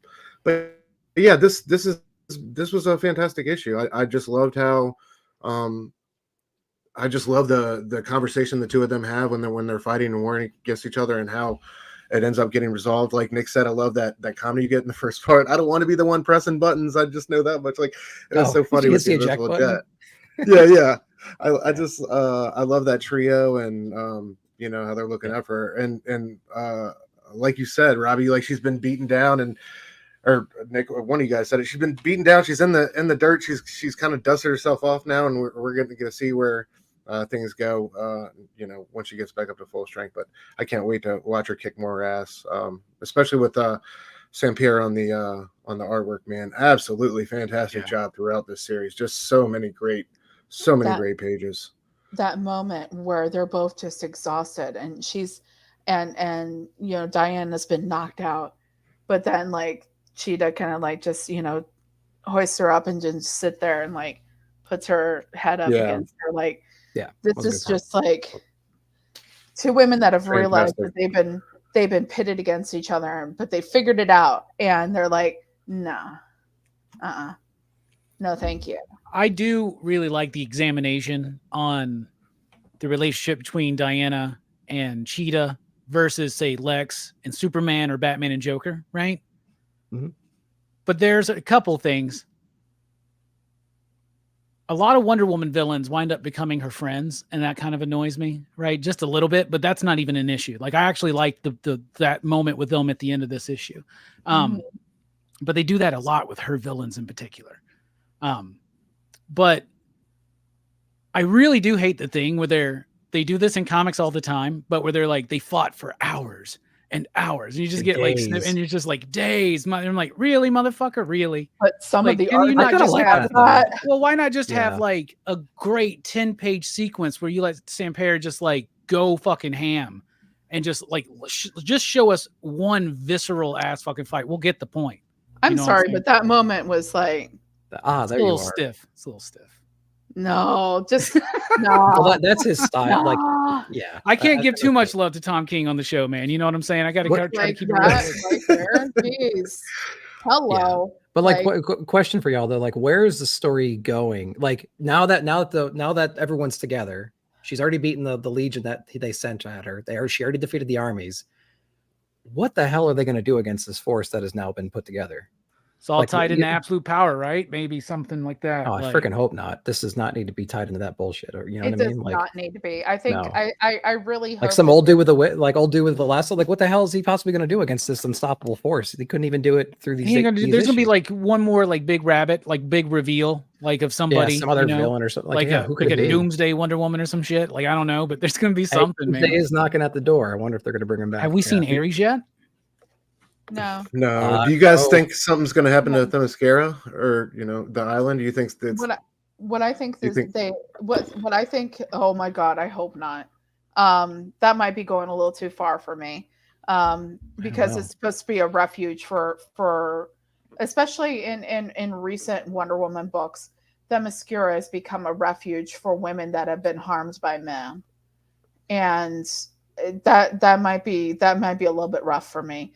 What I'm hoping they go and do is find the woman, find the Amazon that started this whole thing. Yeah, what happened to her? And, I don't remember. And because that's been Wonder Woman's thing from the beginning. She wants to find this woman. She wants to find this Amazon that started the whole thing, and find her and protect her. Find out what happened. Find out what's going on. I mean, as a reader, we all know what happened. We know that this woman was approached in a bar and victimized, and she fought back. And this is one of these things where it is literally the whole run of this run that Tom King has been doing is an allegory for believing women, for being there for women, and actually having consequences to people that mistreat women. and how society, there's a big portion of society that fights against that. And I hate to say it, but it's very American to do that. Yeah, that is definitely one of the explorations in the book for sure. All right, Eric, second round, what you got? I will keep it with the big two here, but within the same universe of DC. So I'm gonna go with Boy Wonder #2 by Junie Ba. Man, something about this type of book and this art style is just like scratching every single itch for me right now. But this one in particular, I love the exploration of not just Damian as he is trying to like navigate how to be the best Robin while trying to kind of like right the wrongs of how he was brought up and how he was trained originally by the League of Shadows. But I love the exploration on every single Robin that we've gotten so far. With Dick, we've seen like the bravado and like how sure of himself he is. And in this issue is like an exploration on Jason Todd, and you just like you see the damage and you see the effects that have like taken place on him as he was a Robin and became Red Hood and gone through all of the things that happened with the Joker.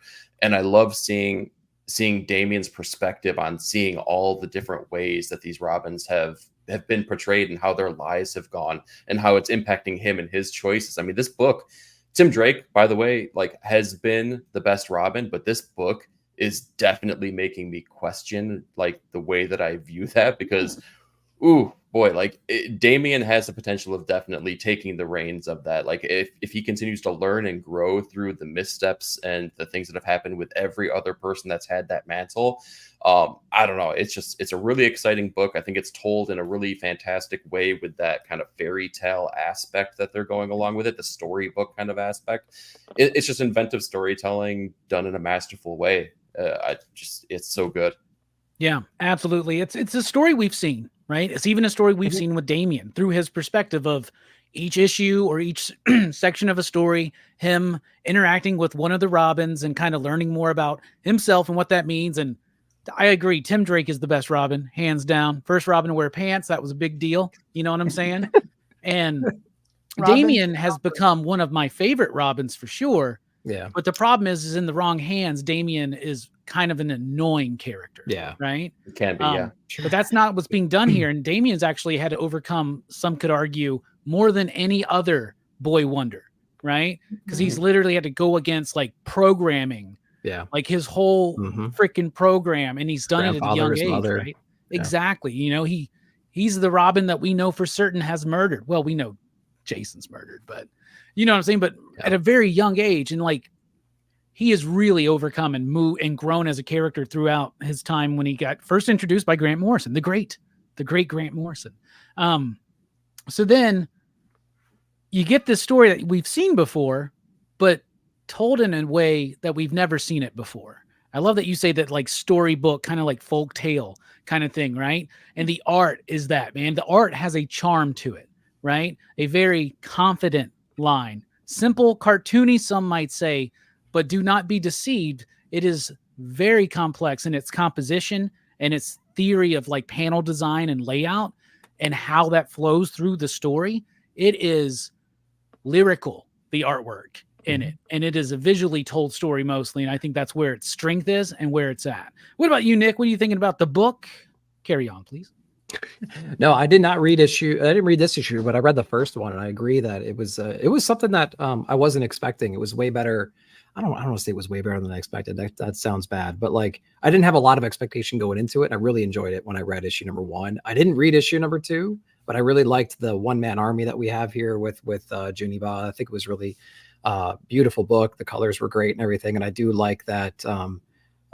Like we said, like that dreamy landscape that he kind of is painting when he's talking about all the different Robins and their experiences from Damian's perspective. So I do like that. Damian's my Robin just because he's had the most page time while I've been reading comics. So like there is no, I don't have as much experience with the other one. So I like that perspective as well. So yeah, I'm gonna have to go back and check this one out. But yeah, I didn't read this one. Stu, man, did you read this one? Yeah, man, I love this one. I echo everything Robbie said about the artwork. I was looking forward to this series a lot, coming from Junie Ba, doing a DC story and then the Batman universe at that.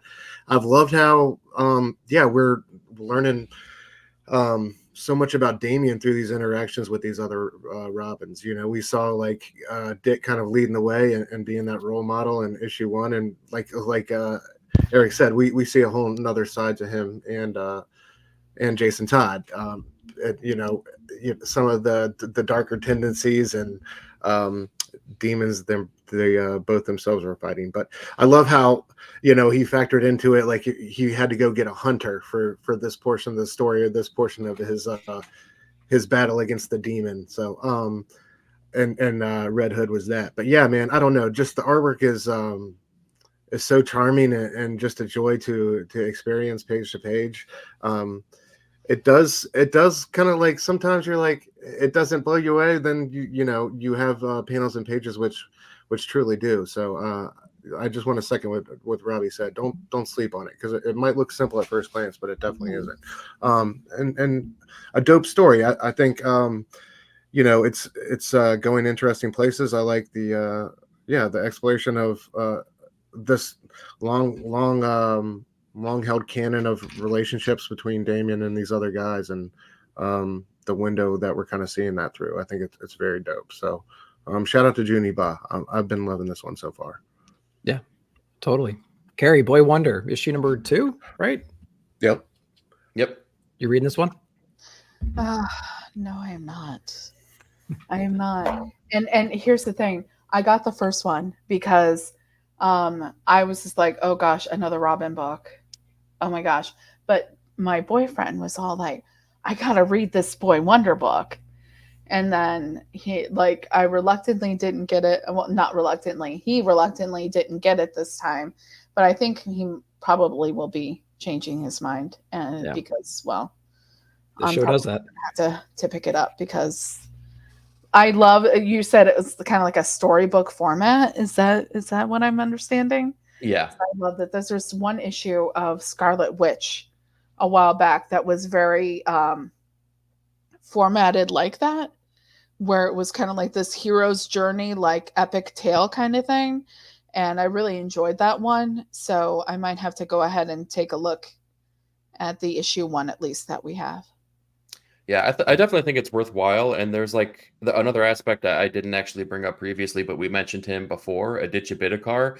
I think that his work on this series in particular is just like really, really masterfully done. And I think that it marries with Junie Ba's artwork so well, because between the narration and the dialogue that's happening between the different characters, the choices he's making with the font, the choices he's making with the word balloons, they really merge and like react really well within the story and the art style that's being shown here. So yeah, it's one of those things, like everything is just like married so well.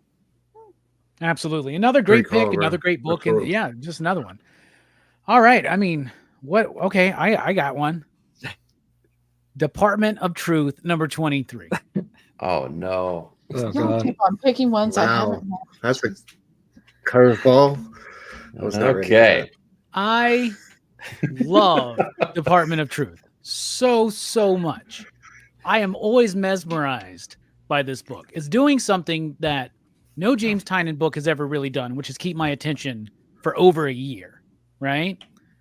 I'm dealing with that right now in World Tree. It happened with Nice House on the Lake, and it's happened with Something is Killing the Children. But Department of Truth gets me every time. Maybe it's because I really love the story about consensus belief leads to consensus reality, right? I believe elements of that are actually kind of true. Like when you start looking at quantum mechanics and all kinds of weird, cool stuff, right? Oh, yeah. And it definitely is true on a psychological level. Right? You know what I'm saying? Like the world that you believe, and if you surround yourself in an echo chamber of people saying the same shit as you, then that's what you think the world is, right? Yeah. So I love the story concept, and I love conspiracy theories, and I love UFOs and cryptids and all that kind of shit. So that's awesome. We're actually going to go actively try to be abducted by UFOs on July 7th on a Sunday night, and it's being filmed. So don't worry, y'all will be able to see it. It's going to be super fun. True Teen Dog Shades night. Yeah, we're going to see what we can do. I told him, let's get some shrooms, and I guarantee your ass will be abducted, man. You know what I'm saying? I guarantee it. But that sounds amazing. I love all of this stuff, right? And Department of Truth has been gone a long time. Yeah. Right. Martin and James went and they did that Dracula series, which was phenomenal. Yeah. Martin leveled up again in the art. I got to meet him and chat with him at MegaCon this year. And he told me, yeah, Monday, James is supposed to be sending me finally the next script for Department of Truth. I was like, oh, so it's coming back for sure this year? He goes, well, James says he's going to send it to me on Monday. Yeah. And luckily, at some point, Martin got this script, and now we got it back. And what mesmerizes me about this is the concept, is the topics that they're talking about, the secret history of the U.S., the conspiracy of like the JFK assassination and the Nazis and the development of UFO technology and all this kind of stuff, right? Even Bigfoot, all this stuff, right? Every single issue. Like, it's not about people going through a journey while discovering this stuff. I mean, there's that, but that's like very small. Every single issue is somebody just telling somebody a bunch of fucking exposition. Right. Every single issue is that. But Martin Simmons knows how to make that work. Right? Like it's just so amazing to look at. And the flow of the dialogue is very matter of fact. It's like, it's not Blue Book level of like, it's like narration for an unsolved mysteries or something. Right. But you get some of that in there, and it's a little bit more X-Files driven, but it is just exposition. Every fucking issue, exposition. But it's so beautiful. And the art, you can pick out any panel, any spread, and put it on your wall. It would be look great. You could have certain friends or family over that might be like, what the fuck is that supposed to mean, bro? You know what I'm saying? But like some really, really cool stuff. I love Department of Truth. Issue number 23. Didn't skip a beat. I was just right back in that world, mesmerized by it, and just wanting more. This is my favorite James Tynion book for certain. And Martin Simmons is one of the best artists in comics today, and super cool dude. And I did name drop Alex Packnadell and Rom V, and I'm friends with Alex and Rom. Oh, the great, and I started talking to him about Friendo. It was cool, really cool, really, really cool dude. Kind of really cool, really cool. Anyway, Nick, Department of Truth, any thoughts? I didn't read this one, man. I think I fell off Department of Truth somewhere in the high teens or mid-teens, high teens, because it was getting I love the first arc of that run. I agree. It was probably some of my favorite comics ever written. Like, I loved the idea that you just said. The concept of this book is incredible. It got really bogged down, I think, in the teens, and I fell off and I got scared and I just didn't pick this one up. I was scared, Robbie. I was scared to pick this one There up. was a time this book pissed me off. It was around that Bigfoot time. The Bigfoot time, and then that's where I fell off. Yeah, it never really need to get back from in. that. The Mothman issue, same thing. I liked the Mothman issue. Well, it was pretty. Yeah, so it scared me, to be honest, and I saw it coming back. And honestly, since I dropped from Tynion's books, like, there hasn't been a lot of them that have blown me away. Weren't you on that dude's like Substack for a while? Talk to him, Robbie. Talk to him. Yeah, it was. We all like Something's Killing the Children. Like, don't act like, No, dude, it was believe like it or not, all the time, man. I'm one of those people who can change their opinion as time goes to either something positive to negative or negative back to positive. Well, believe it or not, I can actually have two conflicting opinions at the same time. Exactly. Yeah, that's what I can do. Exactly. See that if his opinion on Tom King is any indication. Yeah, didn't I just say Wonder Woman was my favorite issue this month? Like, of Wonder, like I swear to God. Yeah. So like, no, I would encourage you. So there's this really gorgeous hardcover collection, oversized hardcover, Department of Truth. I would recommend y'all, maybe check it out. Oh, it's definitely check out. Definitely it's gonna be worth it for the art alone, bro. I know you buy comics just for the art. Okay, I know your ass does. The covers. You got some crappy comics that just have awesome art. So do I. Don't we all? Stu, any thoughts on Department of Truth? You said you dropped out, so you didn't read it. Yeah, no, I haven't. Sorry, I dropped off around I the gotta be Bigfoot disappointed art. in the panel at least once. Yeah. Yeah. Sorry to let you down, bud. It's okay. But yeah, I agree. Simmons' art is definitely worth the the price of admission. So. Yeah, are you sure? I mean, you're not paying for the ticket, man. I honestly, I didn't even know it was. So is this the? You're right about that, bro. It came out yesterday. Haven't been paying for those tickets for quite a while. Like, how long is of a break has it been since the last issue, though? It's been like a year. It's I been think. a year at least. Okay. Yeah. Okay. Yeah, I didn't even know this. They did Dracula in between, though. At least there was something. Yeah. Else. And Martin did that issue of. Didn't Martin do an issue of Swan Song? Yeah. Yeah, Yes. he did the first one, right? He did the first one with the boy and the mom. Yeah. Yeah, good stuff. That's criminal that he's waiting around for Simmons scripts to come in, or I mean, Tinian scripts to get him come in. Simmons is that man should not be waiting for scripts. Well, Tynan can only have so many AI bots going at the same time writing scripts. You know what I'm saying? Oh boy. Let's take a look at least his art and the bracket though. Like, man, that's gotta take some time. Like November 22 to June 25. Jesus. 24, brother. Don't try to exaggerate. I'm living in the future. Next June, we'll be talking about issue 24. Carrie, do you read Department of Truth? I don't, but you're saying some things that I do want to ask some questions about. Okay, because I saw that it had been gone for a very long time and then it came back. And I was wondering, is this something I can jump in on this issue? No. Or do I have to have a base? No, probably not. No. You need to read the first arc for sure. Yeah. I have to, okay. Because like you were also mentioning kind of like an X-Files kind of feel. Is there a universal, like, unifying factor, like a Fox the idea, Mulder or something? Yeah, there's a main character, and honestly, it's not even really about his journey anymore. It seems it's mostly about explaining this stuff. And so since the more the populace believes something, it actually will change reality. The US government and the Soviet governments realize this, and the Nazis before them, and they start coming up with these departments. So the US has a Department of Truth where they try to push the narrative that they want. Right. And so it's all wrapped up in all, and it's wrapped up into all the conspiracy theories, like UFOs, and like Flat it's why Earth. Sasquatch exists, because the more people believe in it, the more it actually happens. So it's really cool, really cool. And it's about this dude who gets, it's about this dude who gets, he becomes an agent of the Department of Truth, and the Department of Truth is led by Lee Harvey Oswald. Nice. Yeah. Nice. So we do have like a unifying factor of like a Fox Mulder like character kind of. You have a consistent perspective through the stories. Yes. Yeah. And we have a villain. So you really have to start from the beginning. It's not super character based though. It is concept based more so and art focused. Yeah. And it's a little episodic too, because like it just keeps building and building on that theme that were introduced to in the first arc.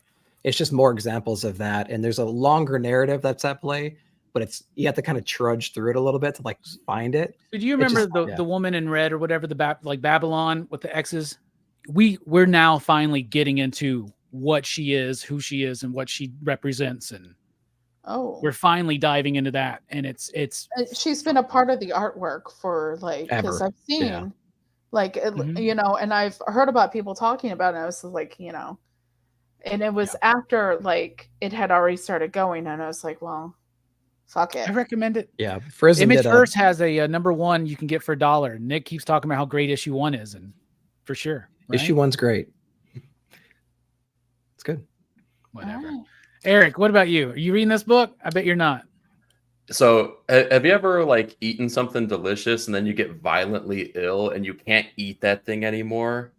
Like Reese Cup cookies. Yeah. To this day, I still can't eat shrimp cocktail. And the Bigfoot issue was the thing that got me violently ill. I can't go back to this book. Isn't it? It's done. This is my shrimp cocktail. I can't read it. Ooh. I didn't like that Bigfoot issue either. Okay, I'm just saying. Like I didn't either. In fact, all those like they were doing this thing for a while to try to keep it on track where they would have other artists come in to do like little fill-in issues, and that's the weakest stuff in the whole run. But I like the Elsa Chartier one, but that Bigfoot was just rough.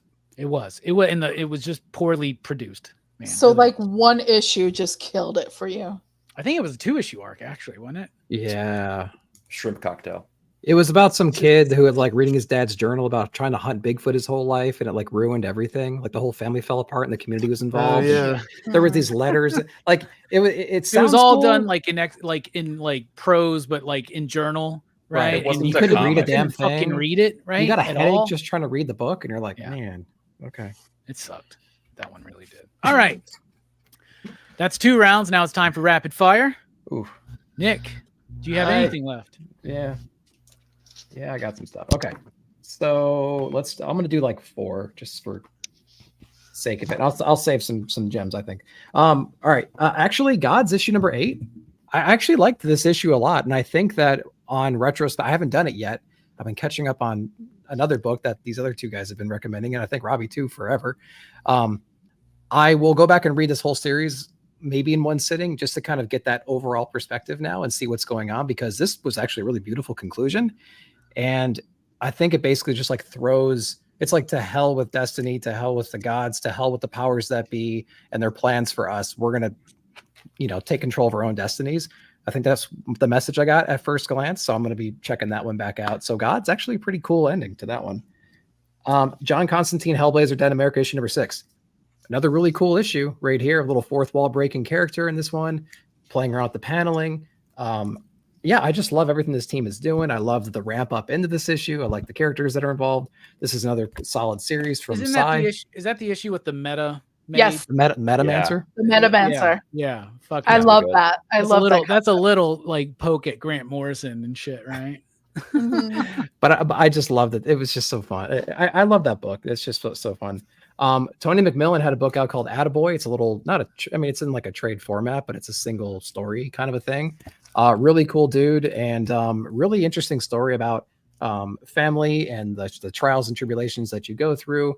It's from a perspective, it's a retrospective tale of somebody trying to remember an old video game system in a game that didn't exist and playing through that game. And it had a lot of moments in it where you have to like bury the past, start over fresh and just like tackle your problems in a different way. Love the story. It was really good.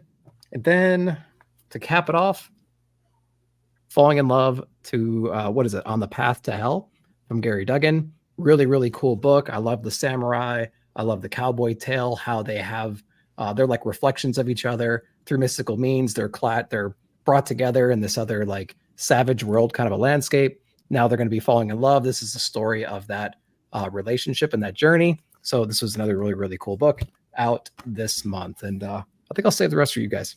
Heck yeah. Stu, rapid fire. What you got? All right. 2 from this week I wanted to shout out real quick. Sacrificers number 9 from Remender and Max Fiumara. Pigeons kind of, I don't want to ruin it for everybody. Yeah. Pigeons running. Yeah. Pigeons. He's killing it. Pigeons on it. Yeah. He's on his revenge mission. Fiumara's killing it on that artwork. Absolutely stunning. So many great shots in there. Again, I love the design of this world, the way the characters look, the gods look, everything. So yeah. Highly invested in that story and those characters, and want to see where it goes. Want to see, what the final retribution is and where everybody ends up. Also, what was the other one? Hold on one second. Let me get back to my list. Void Rivals number 10. We're talking about the Energon universe. I love this one. I love the continuation of our story from last issue with the. Our Transformer tie-in. We get a nice little history lesson here. I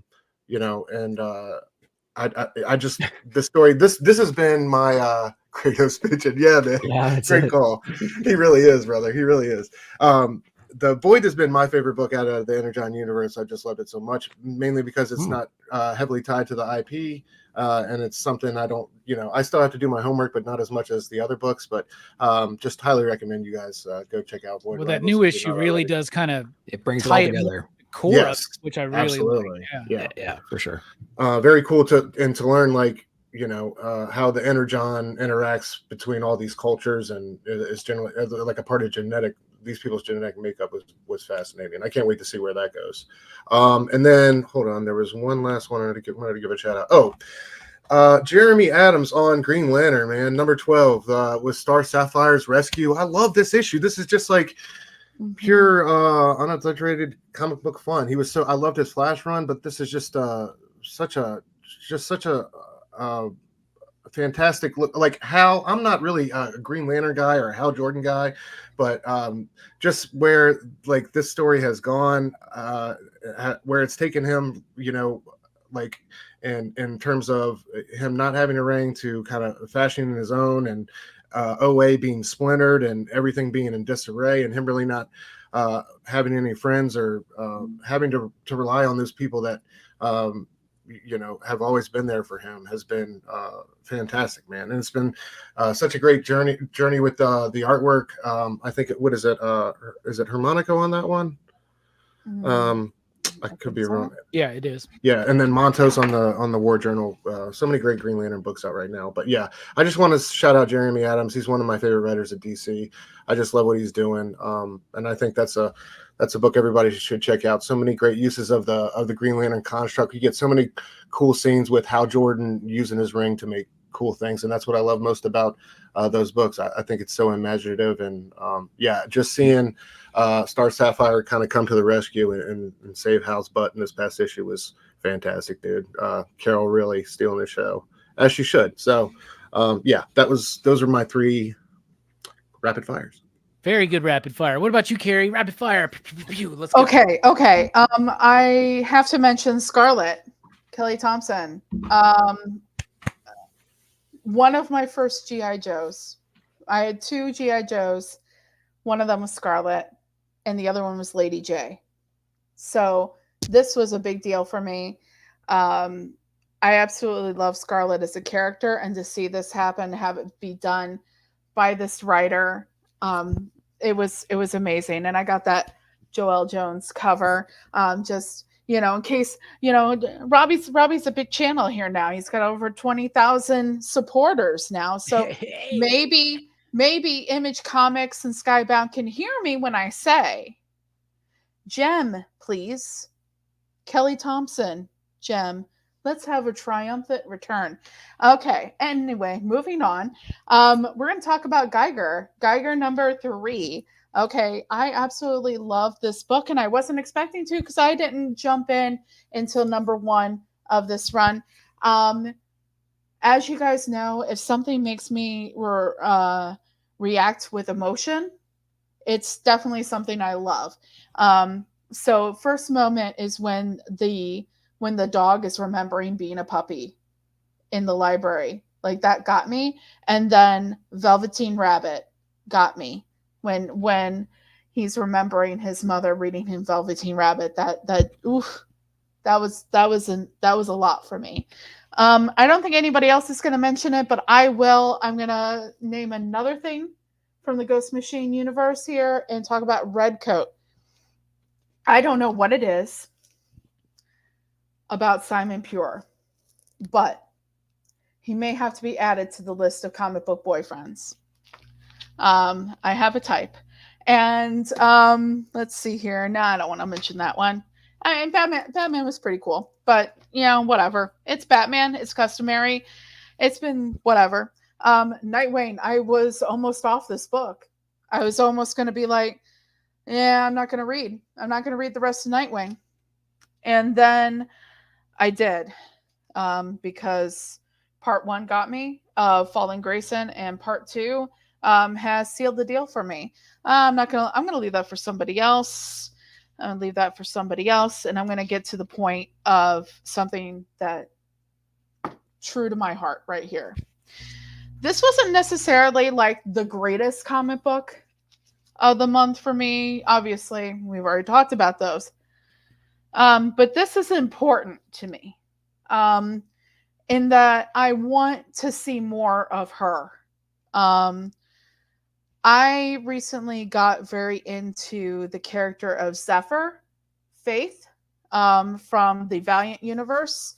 And they recently just put out the 2nd issue of Faith Returns. It's just going to be 2 issue, with the idea that more could follow.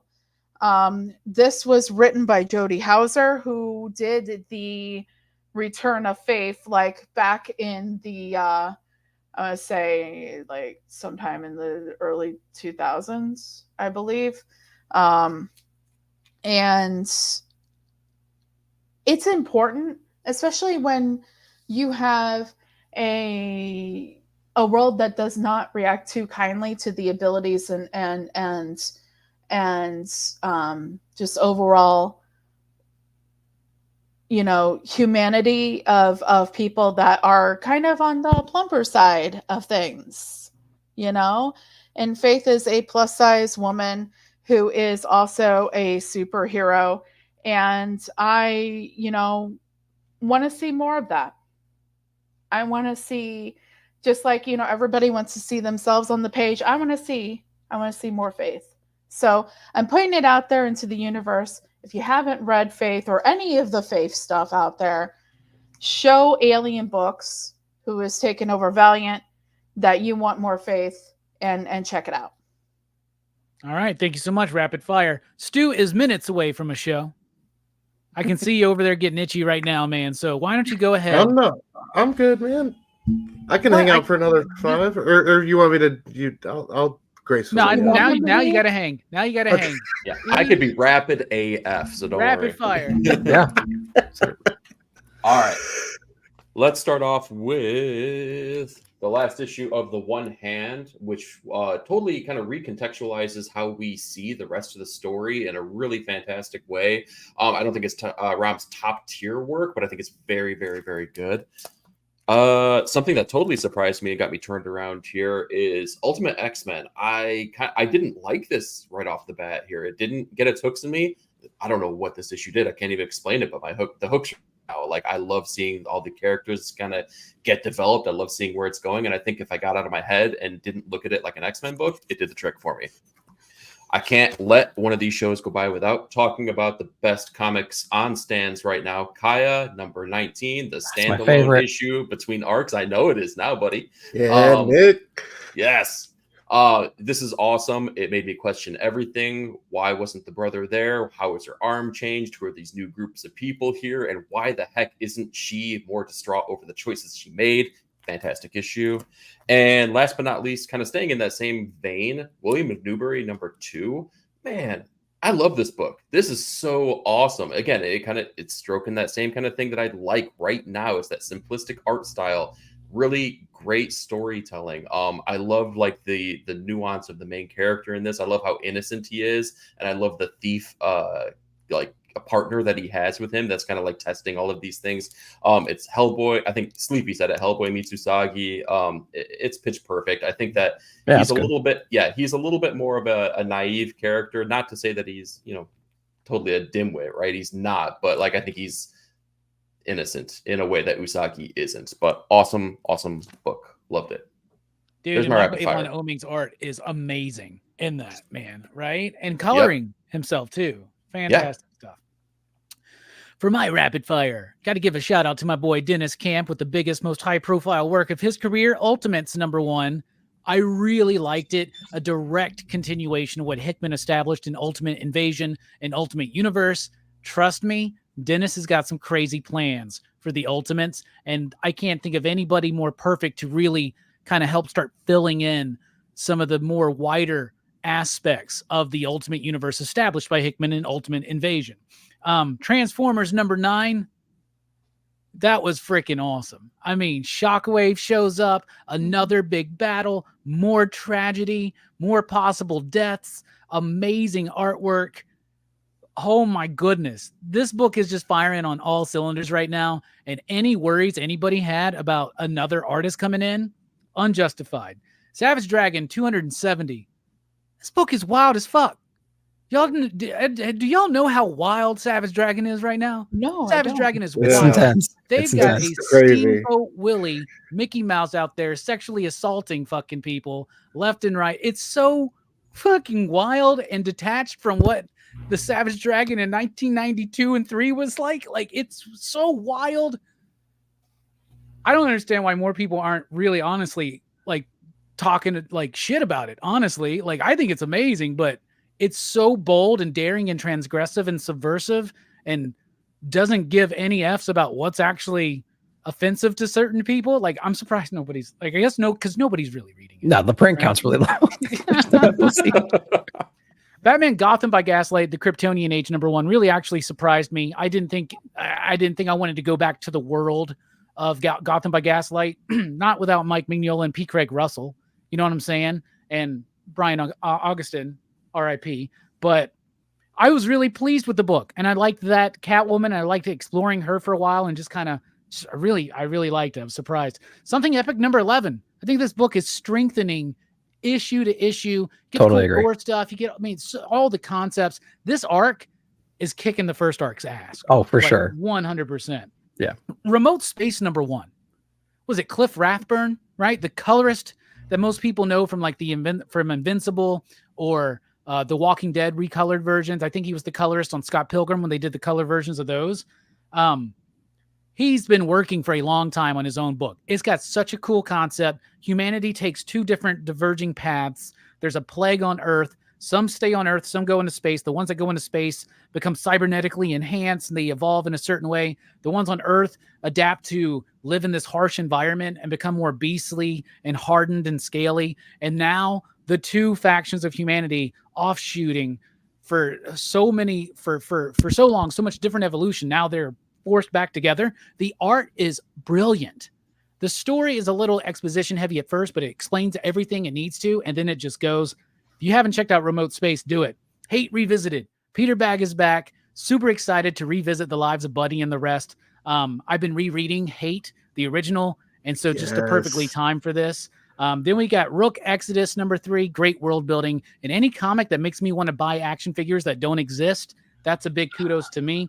Zatanna, Bring Down the House, issue #1. I got a thing for Zatanna, and I got a thing for Javier Rodriguez. The artwork was great. The story was solid. And just the artwork was amazing and colorful and vibrant and psychedelic. And I got to give a shout out to Joe Casey. Blood Squad 7 #2. I've been pitching it like this. What if Youngblood was still being published today? And what would it be like today, reflecting on the legacy of Youngblood in the 90s and Extreme Studios as a whole? But we can't use those characters anymore. So Joe Casey's kind of making his own characters and using Extreme characters that he can to do what he did with Wildcats when he took over Wildcats. And kind of had a reflection on it from a distance. And that's what he's doing here. But a great way to point out, if you like The Boys, you might want to check out Blood Squad 7. It's that gnarly, that cool. That's the show. Thank you so much for checking out the video. If you're watching on the rewind, let us know your favorites of the month. Nick, what you got coming up? Links, by the way, to everybody's channels in the description. Yeah, just normal stuff, reviews on Saturday nights, Nick at Night. So, make sure to go to your Comic Book Community Awards nomination page and definitely nominate this show for Best Collaborative and Ongoing Series. Definitely do that. And vote for your favorite YouTube creators out there. And we have a lot of interviews coming down the pipe, me, Eric, and Stu. So be sure to be on the lookout for those things. We met a lot of people at Heroes Con that are eager to get on screen. So we're going to be doing that for sure. So yeah, man, a lot of exciting things coming up. So thanks for having me as always, man. Nice. And vote for me for best hands, please, everybody. I'm really, really pulling for that one this year. Stu, you're about to have a show go live any moment now. Why don't you tell us what's coming up and what's your channel? Man, about to hop on over to Blood Splatter Chatter and talk The Ritual with Verno and Steph. And then, of course, every Wednesday night, join us on Dr. Doom's Fan Club on YouTube, 9:30 Eastern, where we talk comics both new and of yesteryear. We always talk about 3 or 4 new issues and sometimes an old arc or two. So, yeah, come check us out over there at Dr. Doom's Fan Club every Wednesday night at 9:30. Thanks so much for having me, guys. I got to dip out, but always a pleasure and honor to be here with y'all. Bye. All right, y'all go check out right after we wrap up here, Blood Splatter Chatter. You're not going to want to miss it. It's one of the greatest horror shows out there. Well, it's probably one of the absolute best, as long as I'm not, not Horror Fest is PCP. That's the best horror show out there. Let's just be honest. Okay. Carrie, what you got coming up? Oh, that's me. I've got, I'm inching ever closer to doing, finishing my novel. So as soon as that's done, I'm going to do a live where I basically kind of just talk about, I'm going to reveal the title and all that, talk about kind of my next steps involving that. I recently just picked up from the library a Batman Golden Age Volume 1. I'm going to be reading that and then kind of doing a little something with that.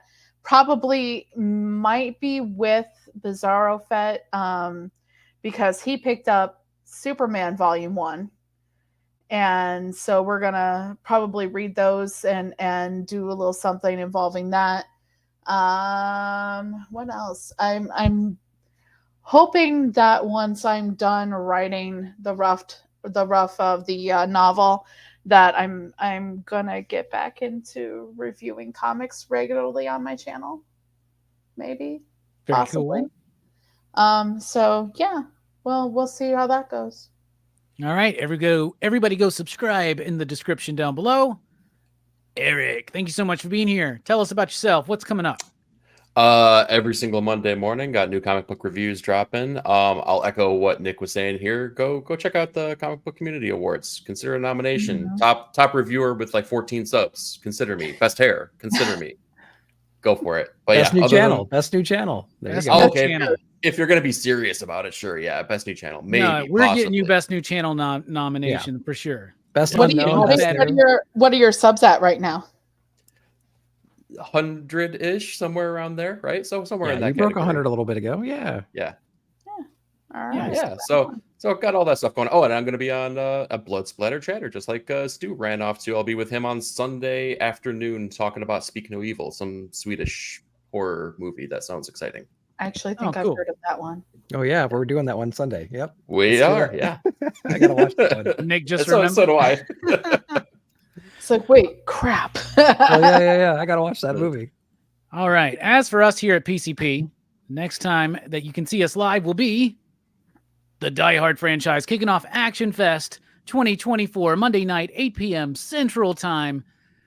So I still got a few Die Hard movies to watch, but we're going to be talking about all 5 Die Hard movies to kick off what is the best Action Fest lineup we've ever had. Y'all sub up, love up, and keep on reading. We're dipping out. Station, pop, pop.